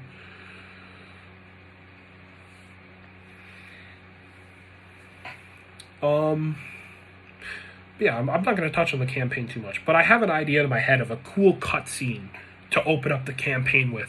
You got this big truck. It kind of shows you the side of the truck, and it brings you up to the front of the truck. The camera goes into the windshield and shows the two guys in there, and they're having a bit of a conversation about whatever. Of like, oh, you know, we gotta transport the shit to the main base or whatever, you know. And we'll do it in a way where it kind of makes you think like, oh, hey, these are the good guys. Oh no, these are the good guys. They're probably about to get attacked or something, right? But no, they're the bad guys. Because then the camera goes out and it pans up to a little hill, and boom, in comes AUP Carter on his ATV. Boom, ATV lands on the trailer. He's driving up that shit. And then he's able to, like, jump up and over onto another thing and get an angle on him. Boom, boom, boom, boom, boom, and take care of him. Boom, truck crashes and all this cool shit. And the cutscene commences. And then we cut over to Jackson, who's dealing with some other guys. And eventually their paths cross, and then they go together to kill some bad guys or some shit. So something like that. That's kind of my idea for the opening cutscene of my campaign. Shit on. Fuck you, double kill. Look at me, I'm actually doing shit. I'm 2-2. Holy hell, it's my only 2 kills of the match I have. Wallbang? No. Oh shit, there he is. Fuck it, Daddy. I got him. Damn, I just popped off. I actually helped my team for once.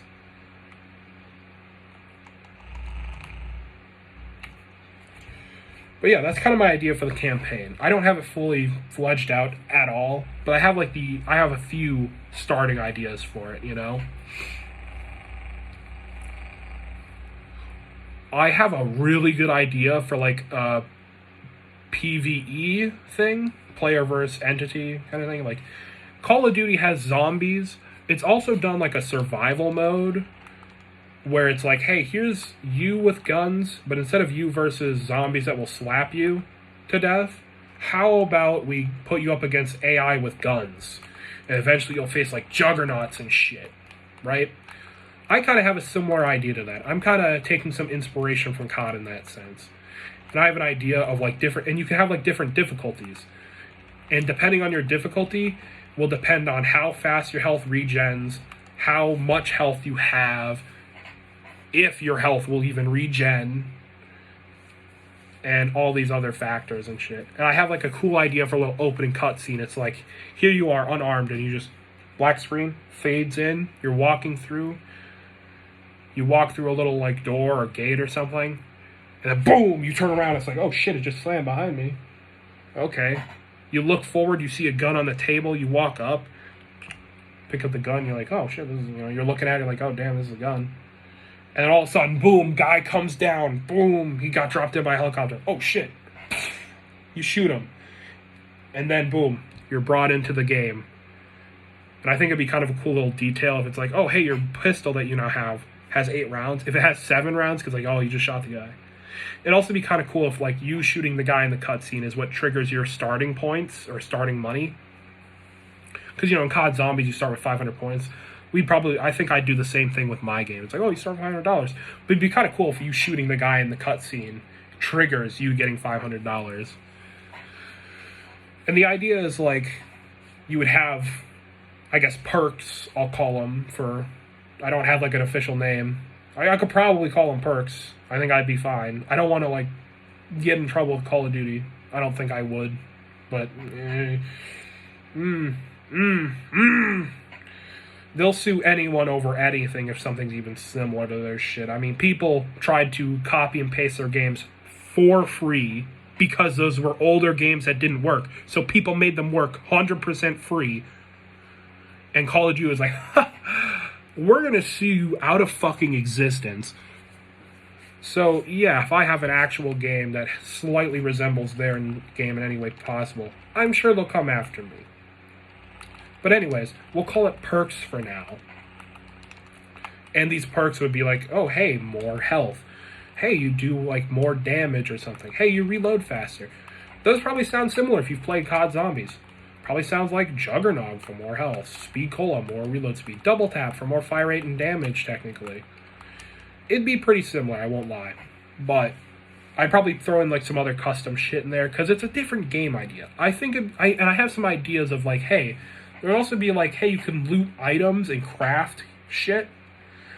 Like, sure, your health regenerates if you're not playing on one of the harder difficulties, but you might still be in a pinch and need that healing quick. Instead of having to wait the however long, like the few seconds for it to start naturally regenerating. So you can like, oh, hey, there's items around. You can pick them up. You can craft some shit. And hey, look, you have like a stim pack kind of a fucking thing. And nope, you can heal now. Cool.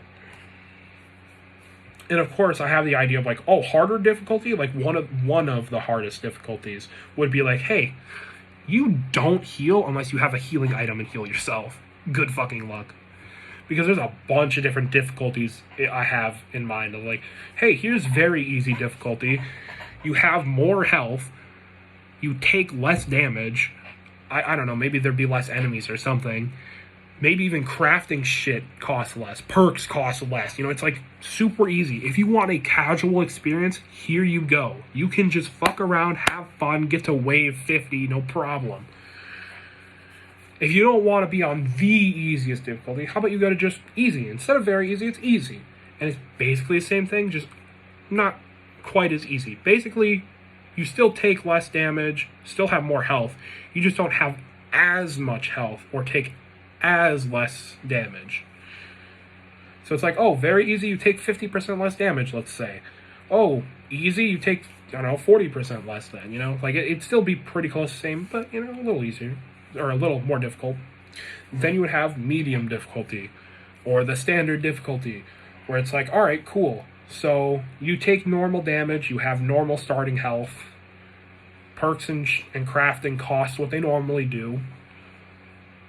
Have fun. There's the standard experience. Hard difficulty, you take a little more damage, you have a little less health. Simple as that. Very hard. You take a little more damage, a little less health you have. Crafting, it would be a little harder or cost a little more, I guess. Maybe perks would cost slightly more. I don't know if I want to mess with perk prices in terms of making them go up, though. Even if it's a harder difficulty. You could have, and then it's like extreme, alright? You have like way less health, you take way more damage. Perks and shit are either harder to get / buy, craft, whatever. More enemies, maybe.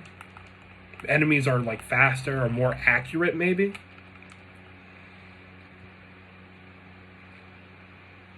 Oh, and also another factor could be like how fast your health starts, like how long it takes for health to start regenning, kind of a thing, you know?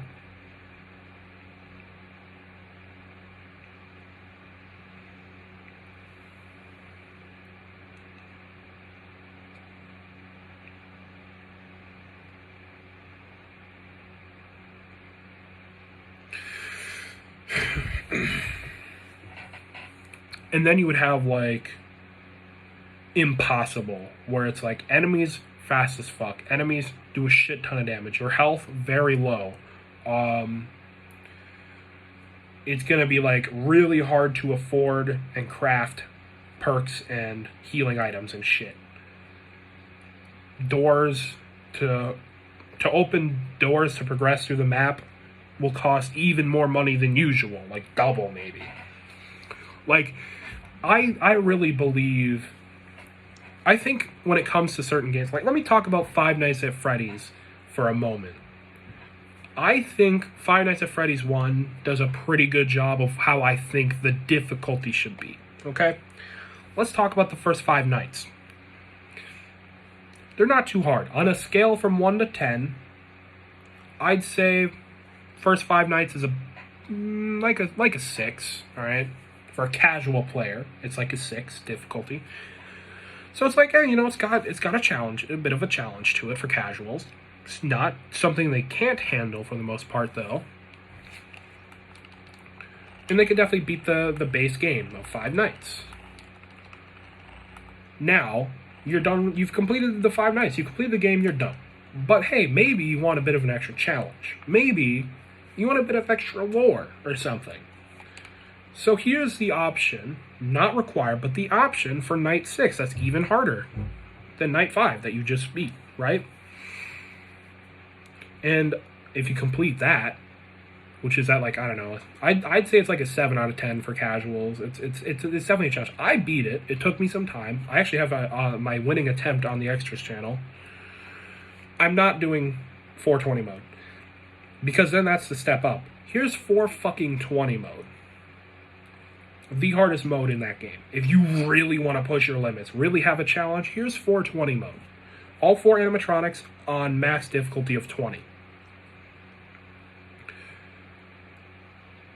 And I think that's a really good idea. It's like, here's the base shit. Here's the base game. Casuals will have a little bit of a challenge, but still able to do it. And then after that, you can give the people who want a bit more of a challenge, a bit more of a challenge. And if people still want even more of a challenge, give them something hard.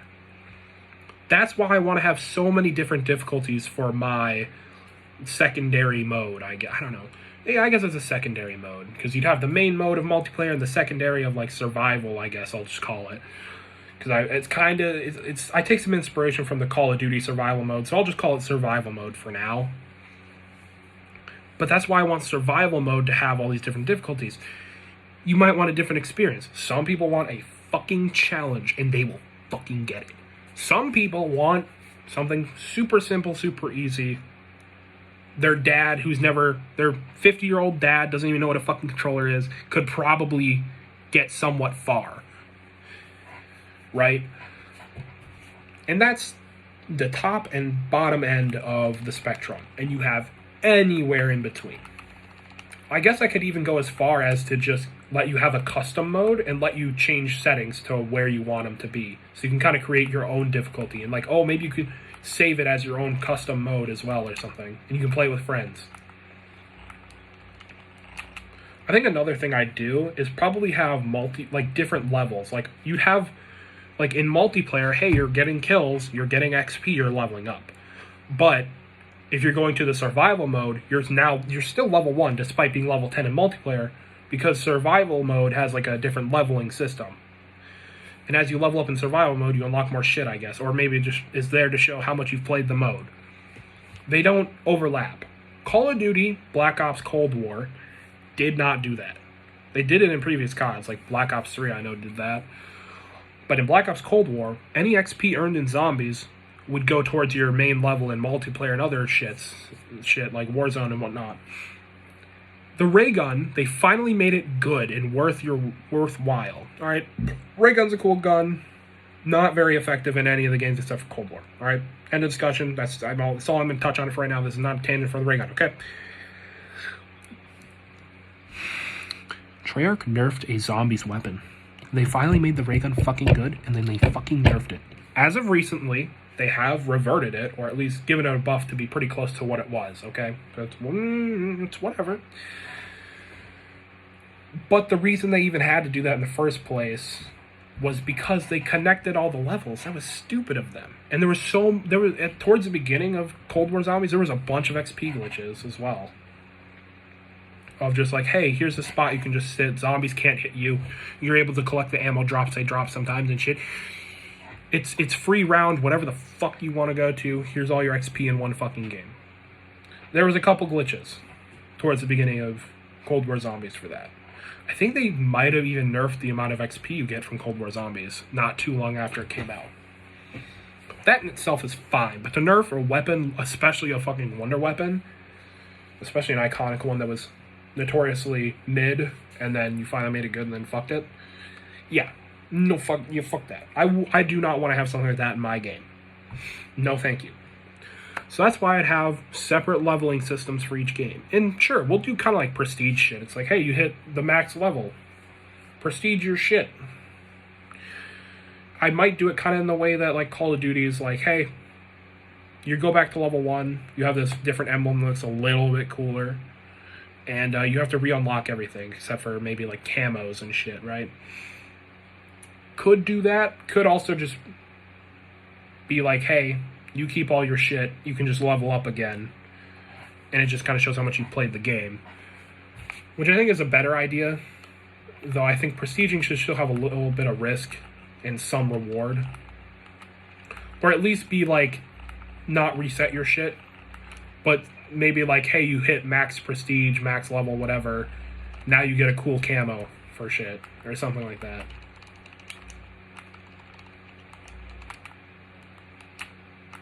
I think that would be a good way to go about it.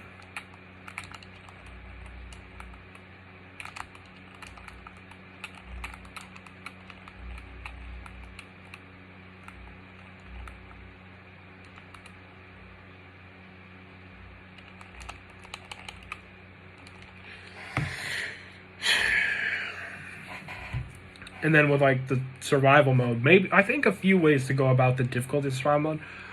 I don't know if it's the best idea to do it this way, but I could make it so you only have very easy difficulty. And by getting to like, oh, wave 5 and very easy, now you unlock easy. If you use easy and get to like wave 10, you unlock normal or something like that. Or maybe you have very easy, and normal. But then if you get like to like wave 20 and very easy, or like wave 10 and easy, or wave 5 and normal, it's like, hey, now you unlocked hard. I could do kind of like something like that. I could. Maybe not the best idea. It could definitely be perfected if I want to go that route. I'm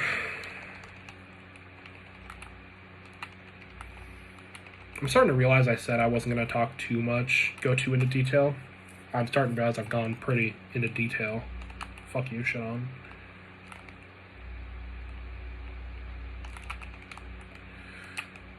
But yeah, I think that'd be kind of a cool idea. Also, please don't steal my ideas. I'll make it known I'm 17. Alright, I have some brain cells in that department. If you're willing to work with me, cool. We can work something out, hopefully. But, don't try to scam me. It won't work.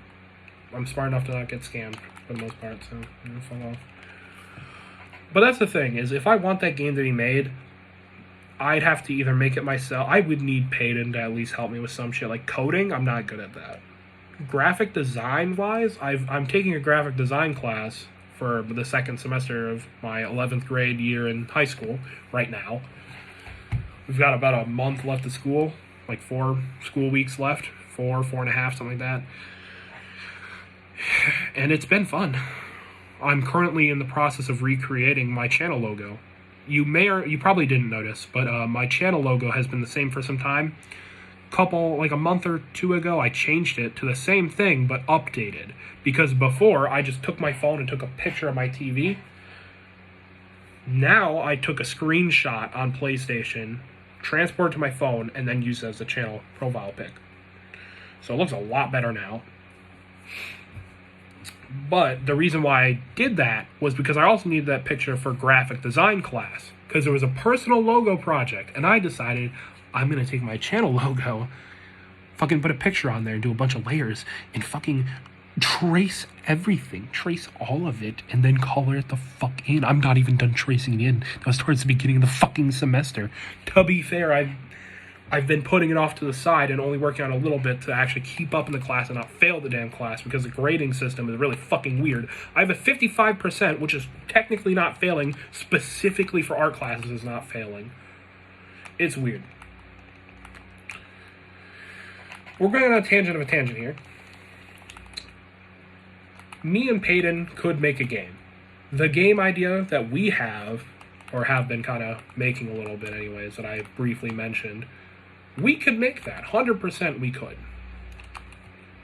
It wouldn't be the highest quality. Wouldn't be anything crazy. But it would be a cool game that we could have fun making, and some people could have fun on, and we make a few bucks off of it from sales. Maybe a few in-app purchases if we really want. But, it'd be chill. It'd be chill. It's something we could handle. My game idea that I want as a dream project of mine that I'd like to make happen, that is high expectations, high quality. I want the goodest of good shit, right? I would need, me and Peyton, if we were to try and make that, maybe after we make our game first. That's probably the order we go in. Our game, then my game, right? We'd have a little bit of experience, right? But it would still take us years. Definitely years. Multiple years. 3 years minimum, I'd say, to make that game. Okay? Fuck, it'd probably be more. I'm gonna be honest. The only way I realistically see that game being made in a reasonable amount of time, sometime soon in my life, soon being within the next 5 years we start it, and get it done in like a year or two and still be as good quality as I want it to be, is if I get a whole ass studio to make the game for me. Where would I even begin with that, right? Because the only realistic way is if there's professionals doing it for me and I just tell them what to do. If I manage the big ass project, right? Which I've never done something like that before, I don't think, so I'm not really sure to do that. And I get nervous as hell. I know for English class, we have this book talk thing. We have to do 1 per semester, so you have to do 2 per year. I think that's specifically an 11th grade thing. I don't know. But it's like, hey, read a book, make a little presentation, stand up in front of the class, and talk about it.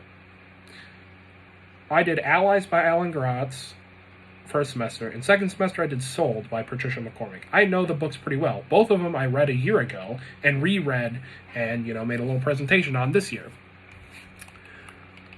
You're allowed to get, you can read off a note card.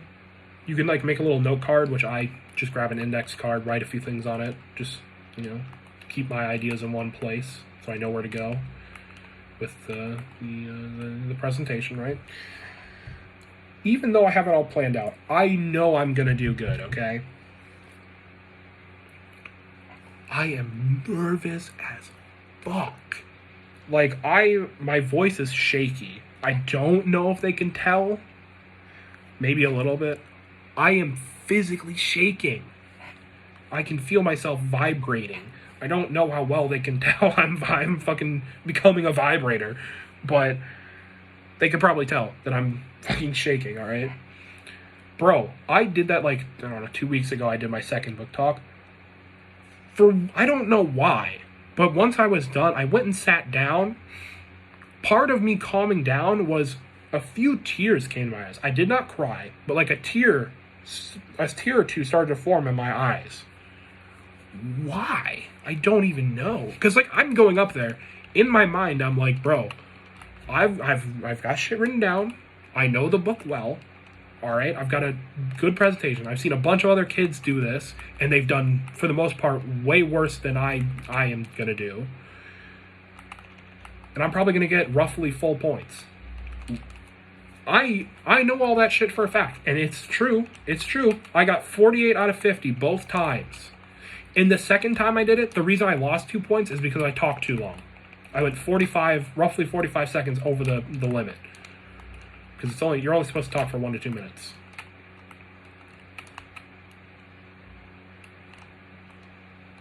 Okay, that's just rude, sir. No, come on. No. There's a riot shielder. I'm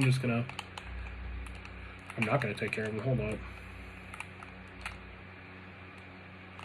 Fuck. I knew that was gonna happen. I tried to dodge it. Oh, we're winning 5-1 now. They got their first round. We're fine. Anyways. I don't know why I got so nervous doing that shit. And it feels like I'm only getting worse. I don't think I have anxiety, because anxiety is you're nervous all the time, no matter, and it severely affects your life.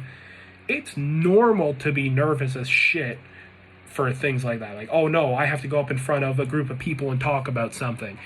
That makes a lot of people nervous.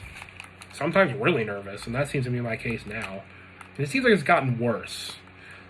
But it's still only like, hey, I'm doing shit in front of a bunch of people kind of a thing. Which is normal to be nervous for that kind of stuff. Some people are fine with it. Some people are nervous as shit. Damn it.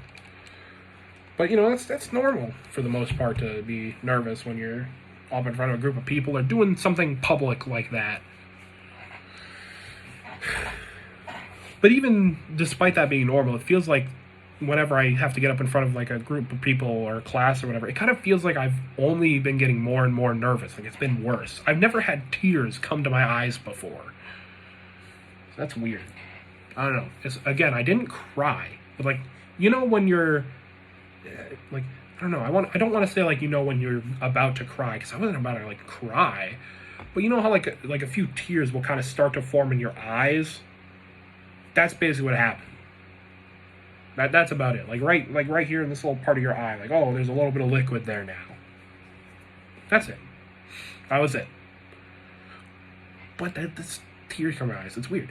Point being, if I were to have somebody to just let me manage, if there was, for whatever reason, a fucking team of professionals that were like, hey, yeah, we'll let you tell us how to make your game, and you can manage it and manage us and shit. I don't know why they'd let me do that, but I'd also struggle because, like, damn, I'm not good at telling people. To be fair, I think I've been getting better at shit. Because sometimes when I talk to people about a topic that would make me nervous, or like, oh, maybe this is a topic that isn't like as soft as other topics, right? Like, I'll get, like, chills down my spine because, like, oh, no, I'm nervous. Sometimes I'll just sweat instead, maybe a little bit of both, whatever. Happens.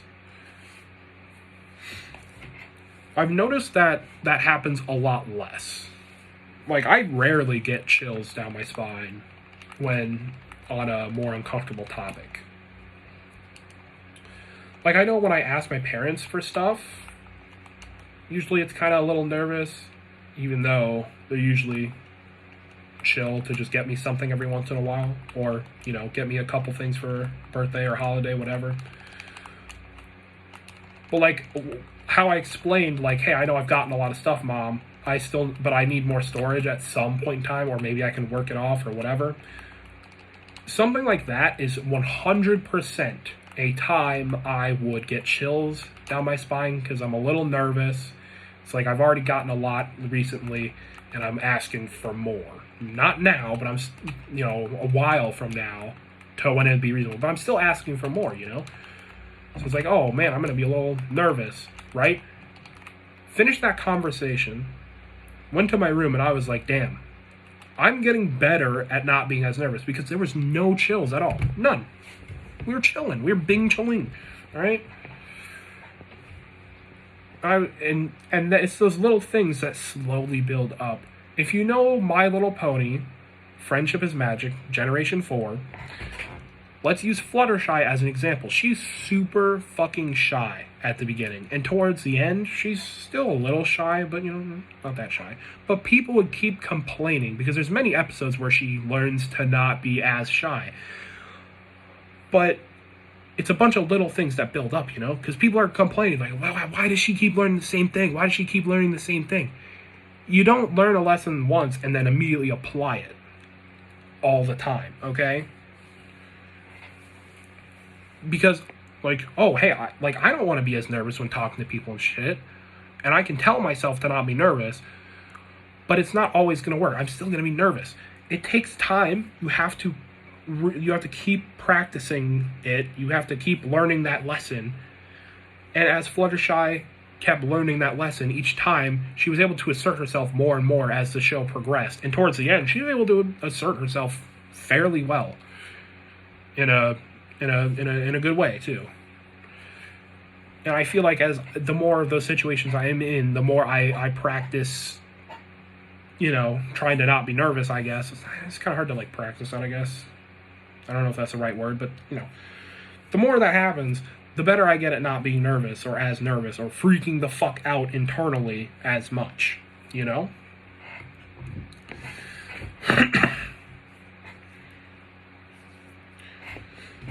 I don't know. I feel like I'm getting a lot better at that. So maybe let's say like 3 years from now, a game studio was like, hey, you told us some ideas and we like it. We'll let you manage people and we'll help you make your game as long as we get some profit or credit or whatever. By that point, 3 years from now, I could probably manage some people without nervousness being much of an issue. I could tell people what to do, how to fix shit, instead of just being shy about it and be like, oh, even though that's not fine, oh yeah, that's okay. We can put that out there. That's fine. No, I will tell them, okay, like it, but not quite how I was thinking. How about we try it this way and we do it this way, right? And they'd be like, okay, sure. Because that's constructive criticism. Constructive criticism's good. I want that for my stories. I can't get anybody to fucking read them to save my damn life. But, Speaking of, for the -3 people who have at least tried to read my stories or have read them at least somewhat, My Tale Entries is by far the second oldest one. Yeah, I guess the oldest, since E.T. is just like, fuck that, It's no longer canon and no longer going to be available. I don't like it for many reasons. But since MTE is basically my oldest story and by far the longest one, it's been around the longest, and I plan to perfect it. And by perfect it, I mean making an actual fucking story. I mean actual narration of what the fuck's going on in the room instead of just me assuming you know what's going on in my head. Fun fact, for the longest time, I did not have quote marks. I did not have quotations. I just assumed, and there was no like, oh, Carter said after a sentence, or Anard said after a fucking sentence. My dumb ass was like, yeah, people know who's talking. People know what's going on. I spent part of a summer going through the whole fucking thing, putting quotes in. So-and-so said, so-and-so said. I had to fucking remember who was talking sometimes. Even though me, the fucking creator, was a little confused. How confused do you think people fucking were if they actually tried to read that shit? And also I, for English class, we have like a social justice unit, and they made us pick out books. I read Internment by Samira Ahmed. I don't fully know how to pronounce her name, but it's a really good fucking book, okay? But something I noticed, and something I want to implement more, is a few things. One, when there's two people having a conversation, instead of after every sentence, like, let's say Carter and Jackson have a conversation. Let's say the conversation, we establish, like a few sentences establish as Carter and Jackson in the room, they're talking, and it's just them. After those first few sentences of like, hey, Carter, how's it going? Jackson said, oh, I'm doing good. How are you? Carter said, oh, I'm doing okay. And then there's no Jackson said after that, because we know it's Carter and Jackson talking. Now, eventually, maybe someone else comes into the room. Let's say Anard comes in, right? Oh, we're talking, with no so-and-so said afterwards. Then Anard comes in, so it's like, okay, that's cool, Carter said. And we go back to Carter said, because now we're about to say, oh, hey guys, how's it going? Anard said, because now another person came in. But not constantly having so-and-so said after every sentence is something I want to implement, because it kind of like bulks it, makes it look not as good, So it's something I want to implement. And that's a smaller thing. The big thing, though, is describing what the fuck's going on, because there's not a lot of narration. I guess I could pull it up and kind of give you a better example, because I can't think of much off the top of my head right now, but there's not much narration. I know in Internment, which I read, you would have a whole page with most of it, like 80% of a page, just being narration, describing the scene of what's going on and the inside thoughts of the main character, Layla, and shit. And it just really builds the story a lot better. than if it was just mostly dialogue, like 80% dialogue, 20% narration. You know, if it was the other way around, it'd kind of suck, to be honest. Which is kind of the way I have it now. Once I finish writing My Tale entries, which I will finish it with probably 1,000 entries, is currently the plan, I will then copy and paste it. I'll copy the doc, so I have a copy of it, and on that copy, I will rewrite the entire fucking thing. And by rewrite, I mean, you know, I'll obviously, like, fix typos and shit as I go. I'm going to add that narration shit. I'm going to fix the so-and-so said shit by having less of it when it doesn't need to be there, okay? I'm going to revamp shit. Now, that story has been going for a while. I don't remember exactly when I created it. I think it was, like, 6th grade, 7th grade. No, it would have been more like 9th grade, maybe. But at that point in time, that was the second story I ever created. I clearly did not have much experience at that point. So towards the beginning, it's kind of like just not my best work compared to where I'm at. I'm in the 800s. I'm on entry 820, I think, or something. And I've gotten a lot better. I'm still not quite where I want to be because I just mentioned a few things I want to add to get to pretty much where I want to be. But the more I read books, which I don't read all that often, only when I have to, and usually I can get into a book. Like, oh, you have to read this book for English class or whatever, but I can get into it. I like it. But the more I end up reading those books, the more I understand how books are actually supposed to be written, and the more shit I start to implement into my stories, you know? And the more my stories are able to grow and actually be stories. Like, hey, you should probably have quotation marks in there. Hey, you should probably have so-and-so fucking said after sentences. And now it's like, hey, you should probably drop so-and-so said if it's just two people talking for a while, because it's cluttered, doesn't look as good. And hey, you should probably actually have some narration in there. I mean, the opening entry, it just starts with dialogue. Here, let me read entry number 1 to you. It's short. First solo mission. Let's see my objectives, Carter says aloud. Carter reaches into his pocket and pulls out a piece of paper. Choco Tail. Carter begins to read aloud. Prove Kara's innocence. Prove who the real culprit is. Befriend Alloy. And last but not least, pacify or kill Gaster. Carter says, reading off the paper. That's kind of a lot, but it's doable, Carter says. That's the end of the entry. Right away, at the end there, Carter says does not need to be there. Second of all, there needs to be more narration, way more. I've already played it out in my head of how it's going to go. I'm not going to spoil it, but because of certain events, it's going to start with Carter having a bad headache. There's going to be ringing in his ears. So it's going to be something like, I don't know, everything hurts. Your head's ringing. All of a sudden, Carter starts to gain view. Everything's blurry. And Carter's on the ground or whatever the fuck. Carter slowly gets to his feet. And then have him say something like, where the hell am I? Carter says. Or Carter wonders aloud. And then, you know, Carter looks around at his surroundings and sees, I don't know, some stuff. I'll describe it, you know. Carter, and then have Carter, like, say, like, oh, wait, is this my... Carter reaches into his pocket and pulls out a piece of paper and begins to read out and reads the paper in his head. And then, you know, type out what it says.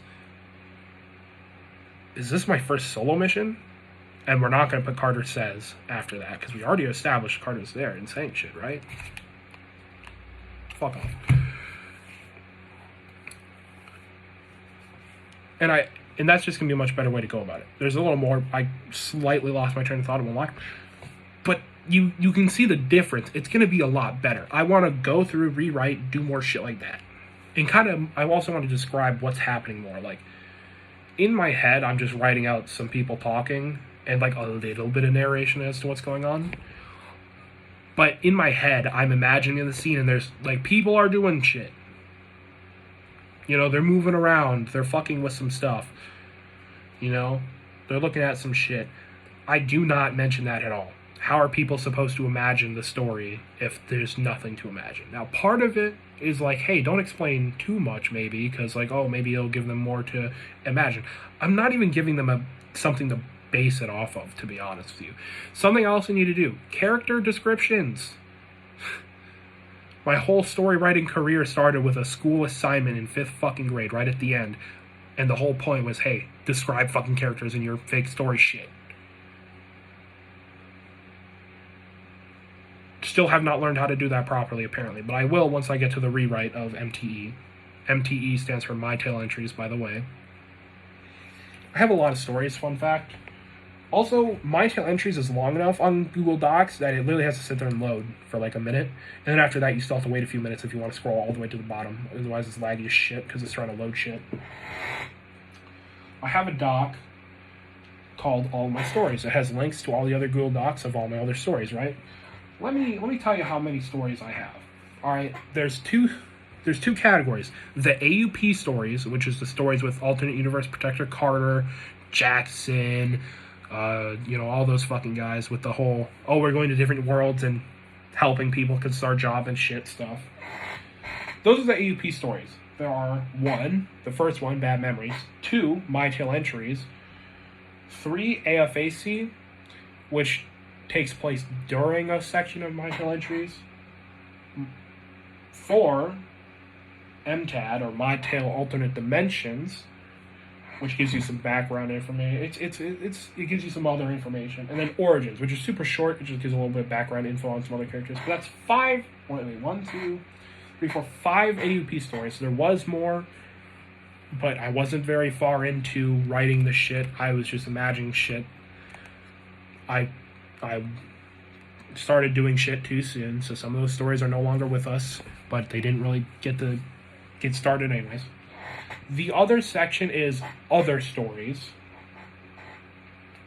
which are stories that are either one story that's its own thing or a couple of stories that are together, but still their own thing separate from the AUP stories. I have 4. The Trip to Muskalong is a story I wrote in one day. It's short, it's in poem format, and it's about me. This me. Not CC, not the one that's in MTAD, not AUP Carter, that's in My Tale Entries and all that shit. Me. Real life me. It's about me in a little trip me and my dad took, where I fucking ate shit off. I flew off my ATV at 25 miles per hour into the fucking ground, and it was not fun. That's what it's about. I wrote it in a day, short, poem format. Took inspiration from a piece of literature we were reading in English class to make it, and to make it in that format. But it's there. The next one is, quote, FNAF 3 story. The title was a work in progress because I had, like, Bad Memories, uses FNAF 1 shit. AFAC has some FNAF 2 shit. So I was like, man, I need a FNAF 3 story. I'll just call it FNAF 3 story for now. I quickly was like, nah, I don't feel like doing this shit. And then eventually I was like, yeah, I kind of feel like doing this shit. And then I was like, wow, I really don't feel like doing this shit. So I'm just not going to continue it at all.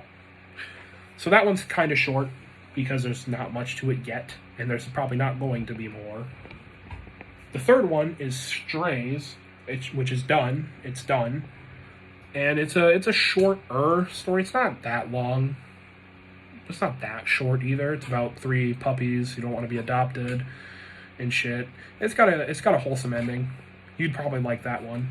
If you don't like the whole, oh, there's all these different worlds and shit and all this weird shit that I gotta remember, Strays is a good one for you. It's pretty simple. It's about 3 puppies and it's got a wholesome ending. All right, that's a good one for you to read. Another one I've made, the fourth and final one in the other stories category, is Those Dark Nights. Five Nights at Freddy's based, of course. I saw some FNAF VHS tapes on YouTube that are fan-made. They're really cool. There's some cool ones out there. But there was 3 that I liked. One is, I think it's called Police Archives, and these 2 police officers pull over a truck that's been reported stolen. They get attacked and shit. One of them gets shot. The other gets tackled by Foxy, but lives and chases Foxy and the bad dudes to an old building. They get in some scuffles. Dude gets hurt but survives. He calls back up, and it's not much more to it. I like that one. There's also, I think it's just called Paranormal Investigation, and this dude named Sean was hired to investigate the FNAF 1 location, and he talks to some of the spirits, eventually gets chased out, and then gets shot on the way out for some reason. And I like that one as well. And there was one more. I'm struggling. I'm having a brain fart. I can't remember it. Because there was... I could just open the story real quick. Oh, yeah. I forget the name of it. Oh, I think it's just called Mangle or something like that. But basically, there's these two night guards. And it's kind of like most of it's just them talking it just starts off by them talking for a while we get an image of Toy Foxy / Mangle still in their Toy Foxy state for the most part, and they're kind of talking these fucking kids suck, they keep tearing this thing apart, whatever. The night guard, the dude that's supposed to do the night guard, the other guy that's with him was like, hey man, you don't look too good, night guard guy. How about I take your shift for tonight? And the night guard thinks that the animatronics are haunted. He's like freaking out about it constantly. That's why he doesn't look too good. He's like pale and shit. He's worried about it, right? Because he's going into his 5th fucking night, by the way. And the other guy, I'm just going to call him the technician, I guess, because I don't know what the fuck else to call him. He's there to help him fix shit, so I guess technician's good enough for me. What the fuck? Where the fuck did bro go? Whatever. So technician dude is like, hey, I'll take your shift. But also technician dude is like, you think these things are haunted? There's no such thing as ghosts. He hangs out in the office for a bit. It's the FNAF 2 location, by the way. I think by saying Mangle stuff is obvious. He hangs out in the FNAF 2 office for a bit. Calls his boss like, hey, yeah, I'm taking night guard shift. Because he wasn't feeling great. And he's also watching the cameras. They're about to hang up. And then he's like, oh shit, what the fuck? Mangle isn't there. He refreshes the cameras, takes a moment. Oh, they're there. Must have just been a glitch. Eventually, fucking Mangle starts moving and shit. Bro's freaking out. Boss Man hangs up on him. He's like, hey, I'm gonna get over there as soon as I can. Boss Man hangs up on him. Bro tries to just leave. Door stuck. Schmangle schmoovin'. Bro dies. Then we get audio of just, hey, Boss Man shows up. Holy shit, you're fucking dead as hell. That sucks ass. So I've basically taken those... I took inspiration from those 3 FNAF VHS tapes, right? I just threw them all in each other because I liked them. I wanted to just write about them, right? I did not intend for a full-ass story. I just kind of wanted to write about them and see if I could come up with my own little thing with it. And I did. Eventually, I ended up adding my own shit. And of course, I use like the same character. It's like it's pretty similar. It's not the same, but it's very similar.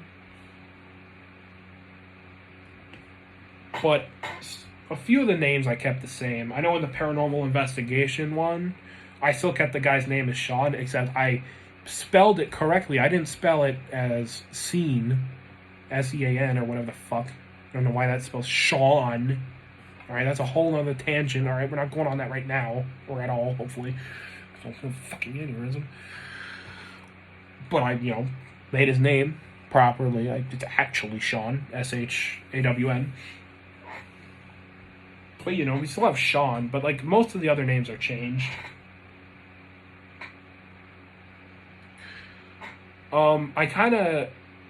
I wrote this, I started writing the sequel to it, and then I watched a video on the FNAF lore for, like, the first 7 main games. And then I was like, wow, I did some shit incorrectly, didn't I? And then I just kind of said, fuck it. It's supposed to be my own story, my own interpretation, or whatever anyways, so I don't give a damn. So it's still fairly similar. So it's still fairly similar to, the actual FNAF story in some ways,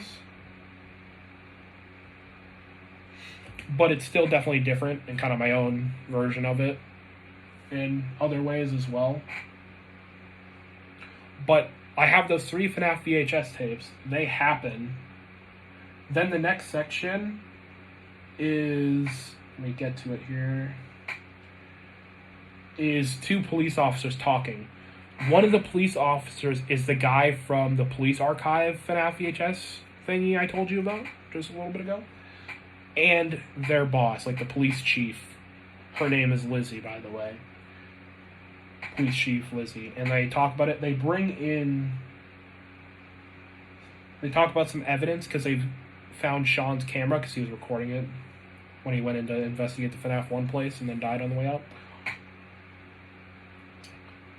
But they also bring in the owner of the FNAF 2 location, the one where Night Guard was, dipped and technician guy died there.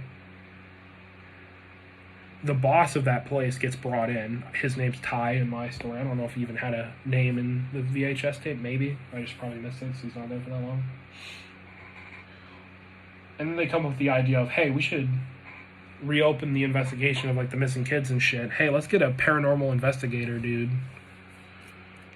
Paranormal investigator dude shows up and they do some stuff. I'm not going to go too in-depth because it's a good story. I like it. I'm proud of it. I think I did decent on it. Some of the stuff I've been mentioning, like, hey, I should do more narration shit, I could definitely improve on that, sure. Alright? It's not perfect in that regard. But there is some narration, though. I say as I look at this, and it's, like, all fucking dialogue. I guess this is basically just dudes fucking talking to the spirits, but...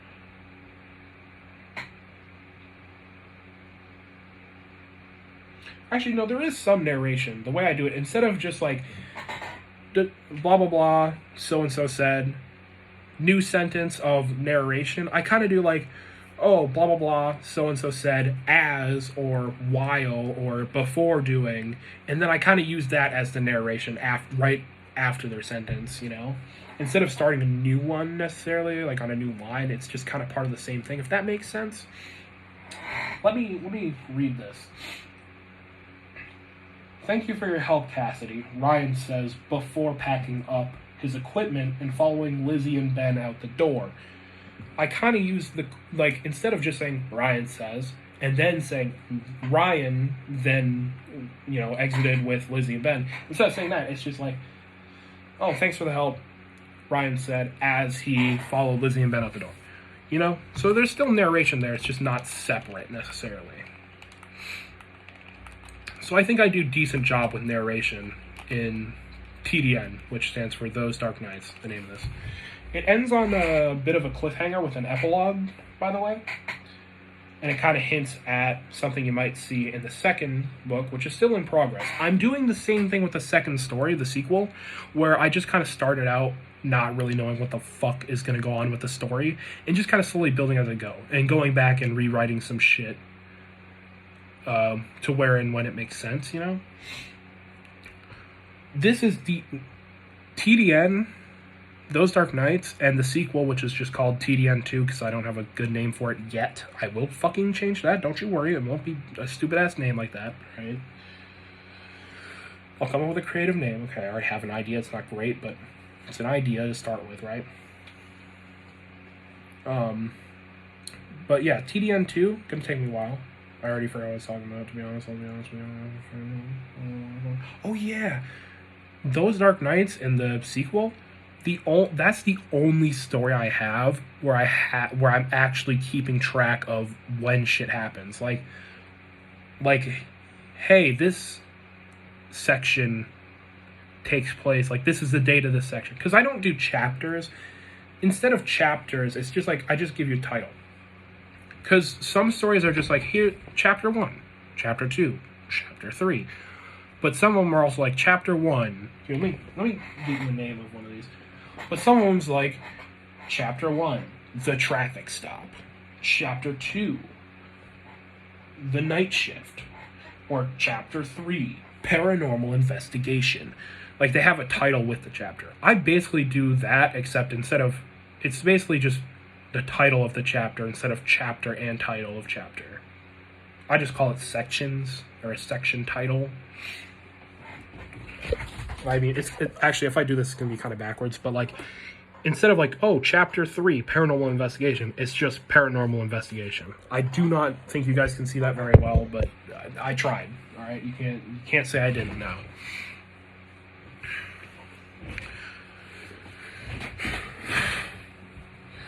But with the sequel, I am doing chapter and then chapter title. So, you know. I wasn't going to do that. I was going to do it the same, but then I was like, I kind of want chapters for this. For fun fact, for basically all of my stories, I have a second doc with the same title as story and then extras. So like I have My Tale Entries Extras, or MTE Extras, which is a separate doc where I can write down information like, hey, this is what I plan to do. This might be upcoming events. I got flashbang, that's why I'm really bright right now. And shit like that, right? I can plan shit out, and it will be on a separate doc where it won't be there for anyone to get spoiled on what's upcoming or whatever, right? I have a doc for TDN, Those Dark Nights, right? I have it for both of the stories there. They share a doc. I don't have two separate docs. But on there, for all my other stories that aren't Those Dark Nights or the sequel, I do not care, or I have not given enough of a damn to actually like write down what the date is for each entry or chapter or whatever.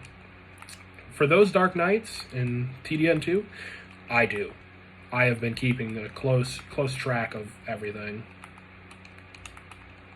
I've been keeping a record of it.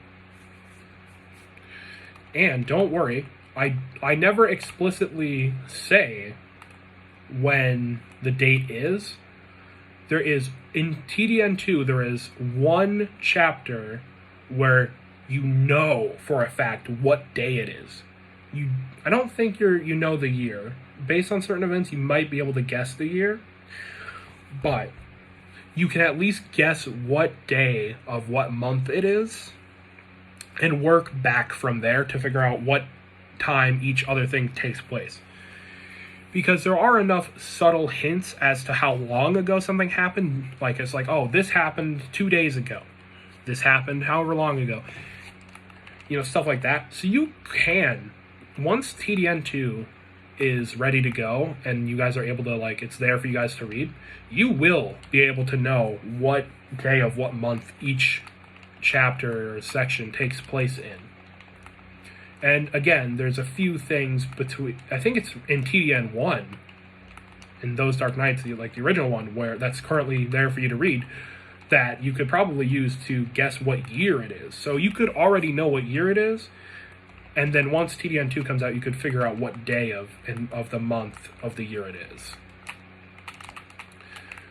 Just keep in mind, some things compared to the game, the actual FNAF game lore and my story lore for TDN, some of it is similar or the same.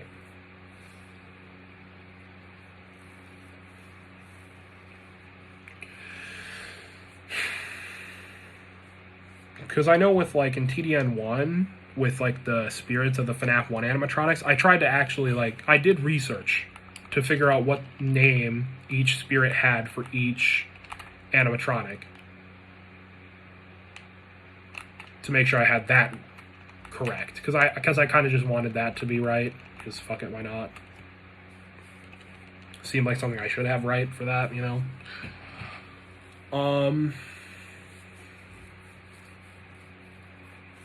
Yeah. So it's actually a story I put a lot of thought into. It kind of feels like professional in a way that the other stories don't have. Because it's like, hey, there's some mysteries going on here. There's, you know, and you don't really know some information, but you can figure it out subtly with some subtle details and hints. So I don't know, it kind of feels cool to have that in a story of mine, you know? Also, another fun fact about my stories, I only write them during PLTs. PLT stands for Personal Learning Time. It's something my school does, and it's basically just like a study hall. My school has these things called mods. There's 14 per day, Each mod is 25 minutes plus 5 minutes of passing time between mods. One PLT is one mod. So one mod of PLT is 25 minutes. I do not write stories at home. I don't write my stories at home. The only time I did was I wanted to have quotes and so said after everything in my story, but the school year ended, so during the summer I had to do that during the summer. It didn't take me. I think I set aside a little bit of time on like 2 or 3 separate days and got it done. So it wasn't anything big. But to actually progress my stories, I don't really do that at home in my free time. Because at school, during PLTs, it's like, hey, you're supposed to work on schoolwork. But technically, me writing my stories is also considered academic. And the teachers in there aren't going to know if I have work for the most part. So writing my stories is more fun than actually doing schoolwork most of the time. So I do my writing there. But if I'm at home, well, video games are going to be more fun than writing. So I'll play video games instead. I'll make like a video or do a live stream or something instead, you know? So it's just more appealing to do it during PLTs. So that's where I do it. Which means I don't spend as much time writing as I probably fucking should if I actually want to, you know, make a story and get it done and whatnot. Damn, how'd that not kill him, bro?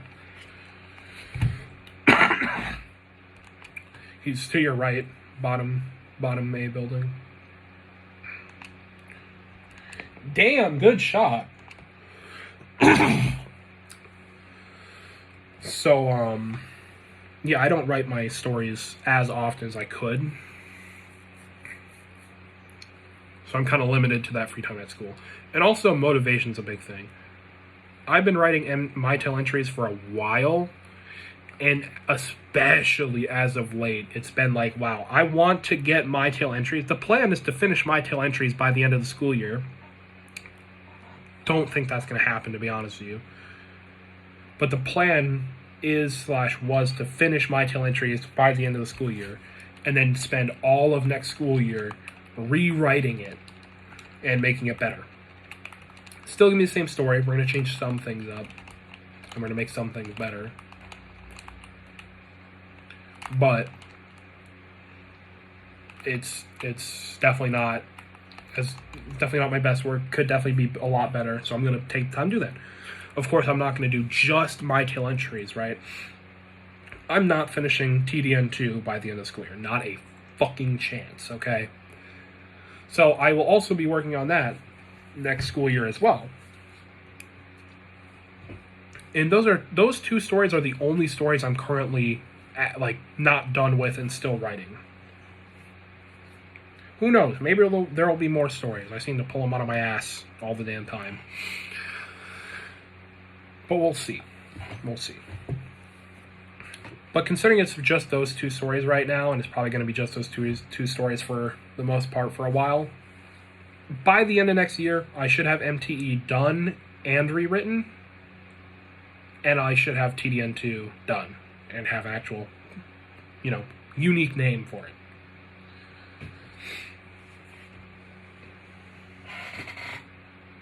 So I told you I have to wake up at 5:50 in the morning for school. I couldn't sleep. Then I tried to do some shit, got angry, somehow made my monitor fall. It broke. I started recording, told you about it, and I started babbling on for 2 hours and 20-some minutes. Because 10 minutes was actually telling you about what this video is supposed to be about. It's 1:42 in the morning now. So, it's getting kind of late. Fun fact, at least in my opinion, I think there's eventually a point where it's not even worth going to sleep. Because, oh no, I only got 5 hours of sleep and I'm forced to get up. I'm going to feel like shit. It's just going to happen. What happens? Shit happens. But if you have 2 hours, 2 or 3 hours until you have to get up for work or school or whatever, at that point it's not worth going to sleep. Because you're not going to wake up naturally, not a chance of fuck. And you're going to feel like absolute garbage. And it's just, honestly, better to stay awake and get a really good night's sleep the next night because you'll be really tired that next night, I have 4 hours until I have to get up. So I'm still at the point where it'd probably be worth it for me to go to bed.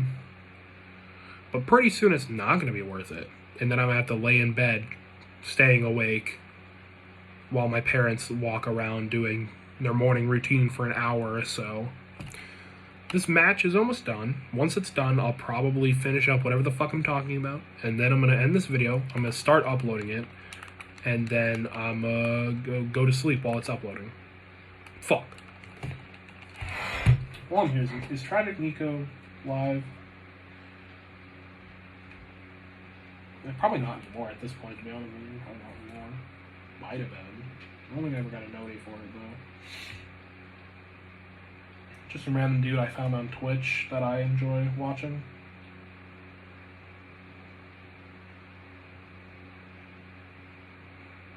He has not streamed in a couple days. Interesting. Well, he's going to play FNAF Ruin for the first time this Friday. And I'll be able to watch that with no consequences of staying up too late. So that'll be cool.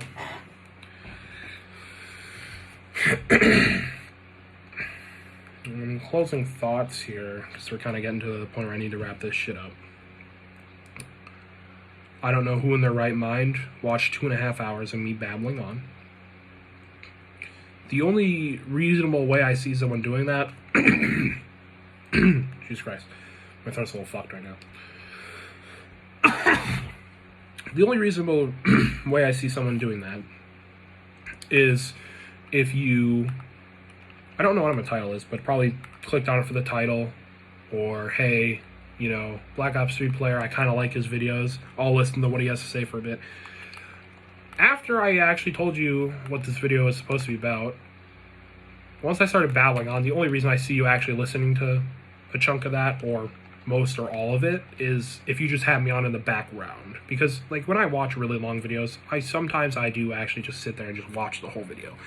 Sometimes I watch chunks of the video, but I also, for the most part, just have it on the background while I play games or just fiddle with, like, a Nerf gun or some shit. So I could totally see someone, reasonably see someone watching this entire video just having the background. Because you're like, oh, hey, this Black Ops 2 player dude, I guess he's kind of chill, he's kind of cool, whatever the fuck you guys think about me. This Black Ops 3 player guy, he's a little retarded. I guess I'll do him the favor and give him 1 view on his video. Whatever the reason, you choose to watch my shit, and, you know, you're just like, yeah, fuck it, I'll just have it on in the background. That's kind of the main, if not only, reason I see anyone actually watching most, if not all, of this video. I could totally see some people getting behind me just sitting here talking about random shit, because I do that. I talk to myself about random shit like I'm talking to someone, like a recording like this, all the fucking time. So if you like this, even if it is just to watch it in the background, let me know, I guess. I can do more, I suppose. I could make it like a little series even, I don't know. Whatever. You let me know. Fuck you. Double kill. Eat my ass. Daddy wadding. Fuck. Anyways. I could. But keep in mind, it'll be just like this. Completely unedited. The only edits would be like, oh, maybe I'll put some stuff in the description. Maybe I'll fuck with the thumbnail a little. That's it. Nothing more. So there can be lots of little pauses and shit while I try to fucking remember what the fuck I was talking about for the 40th fucking time. I could do this live even. Be a different experience, a better experience probably. Jesus fucking DPI button Christ.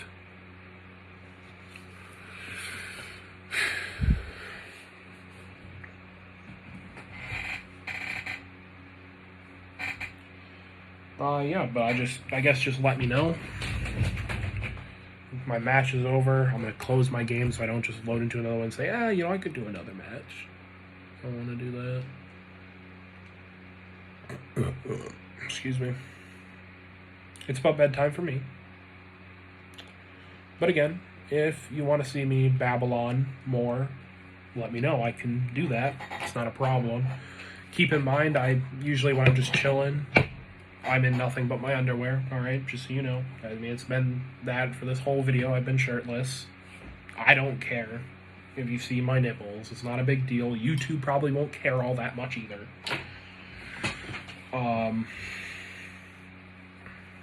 But yeah, keep that in mind. You don't have to watch me talk. You can just listen to. Just put your phone face down or something, your iPad, if you're on computer, just throw the tab over there, just, minimize it, whatever. But, anyways, I really need to go to fucking bed. I'll hopefully be tired enough to do so now and get a few hours of sleep. Probably gonna get 3.5 hours of sleep at this point, to be honest with you. It's probably about what I'm gonna fucking get. One final time, I'll go over the point of this video being made. I was fucking around with some shit because I couldn't sleep. I got angry. I tossed my headset over there. Somehow my monitor here fell. Got fucked up a little bit. Not too terribly bad, but got fucked up a bit. It will not really affect me making content. So, as far as me making content goes, I probably won't really change all too much. It really doesn't bug me that much. It's not that bad. It's not that great, but it's not that bad. Okay? May or may not buy myself a new monitor. Honestly, this really isn't that bad. I could dead ass just keep the monitor as is until fucking Christmas or some shit. I don't know. If I get a new monitor, I want one that's the same quality, if not maybe a little better. So I have to learn what the specs on this bitch is. Because it's the monitor I play games on and record shit on for PC stuff. So when I stream on Twitch or record stuff for YouTube videos, I do it on the main monitor with better quality. To me, it doesn't matter that much. If you get something like 720p, that doesn't bother me. Something lower than that does start to bother me because that's really shitty quality at that point. If it's 540 or 360p, that's terrible. Alright? 720p is the lowest I will go and still be the quality's fine. It doesn't bother me. But I know for a lot of people, it's wow, 720p? Can't fucking handle that. 1080p? It's okay. I usually crank my PC videos to 4K, 60 FPS, alright? But I want to have a good monitor because I know a lot of people care about that. You guys probably care about that, at least some of you. So I want to get a monitor that's just as good, if not better. Also, if I remember to, I will link a few things that I've been talking about in the description. Those things being the Google Doc to all my stories. If you want to read those, go for it.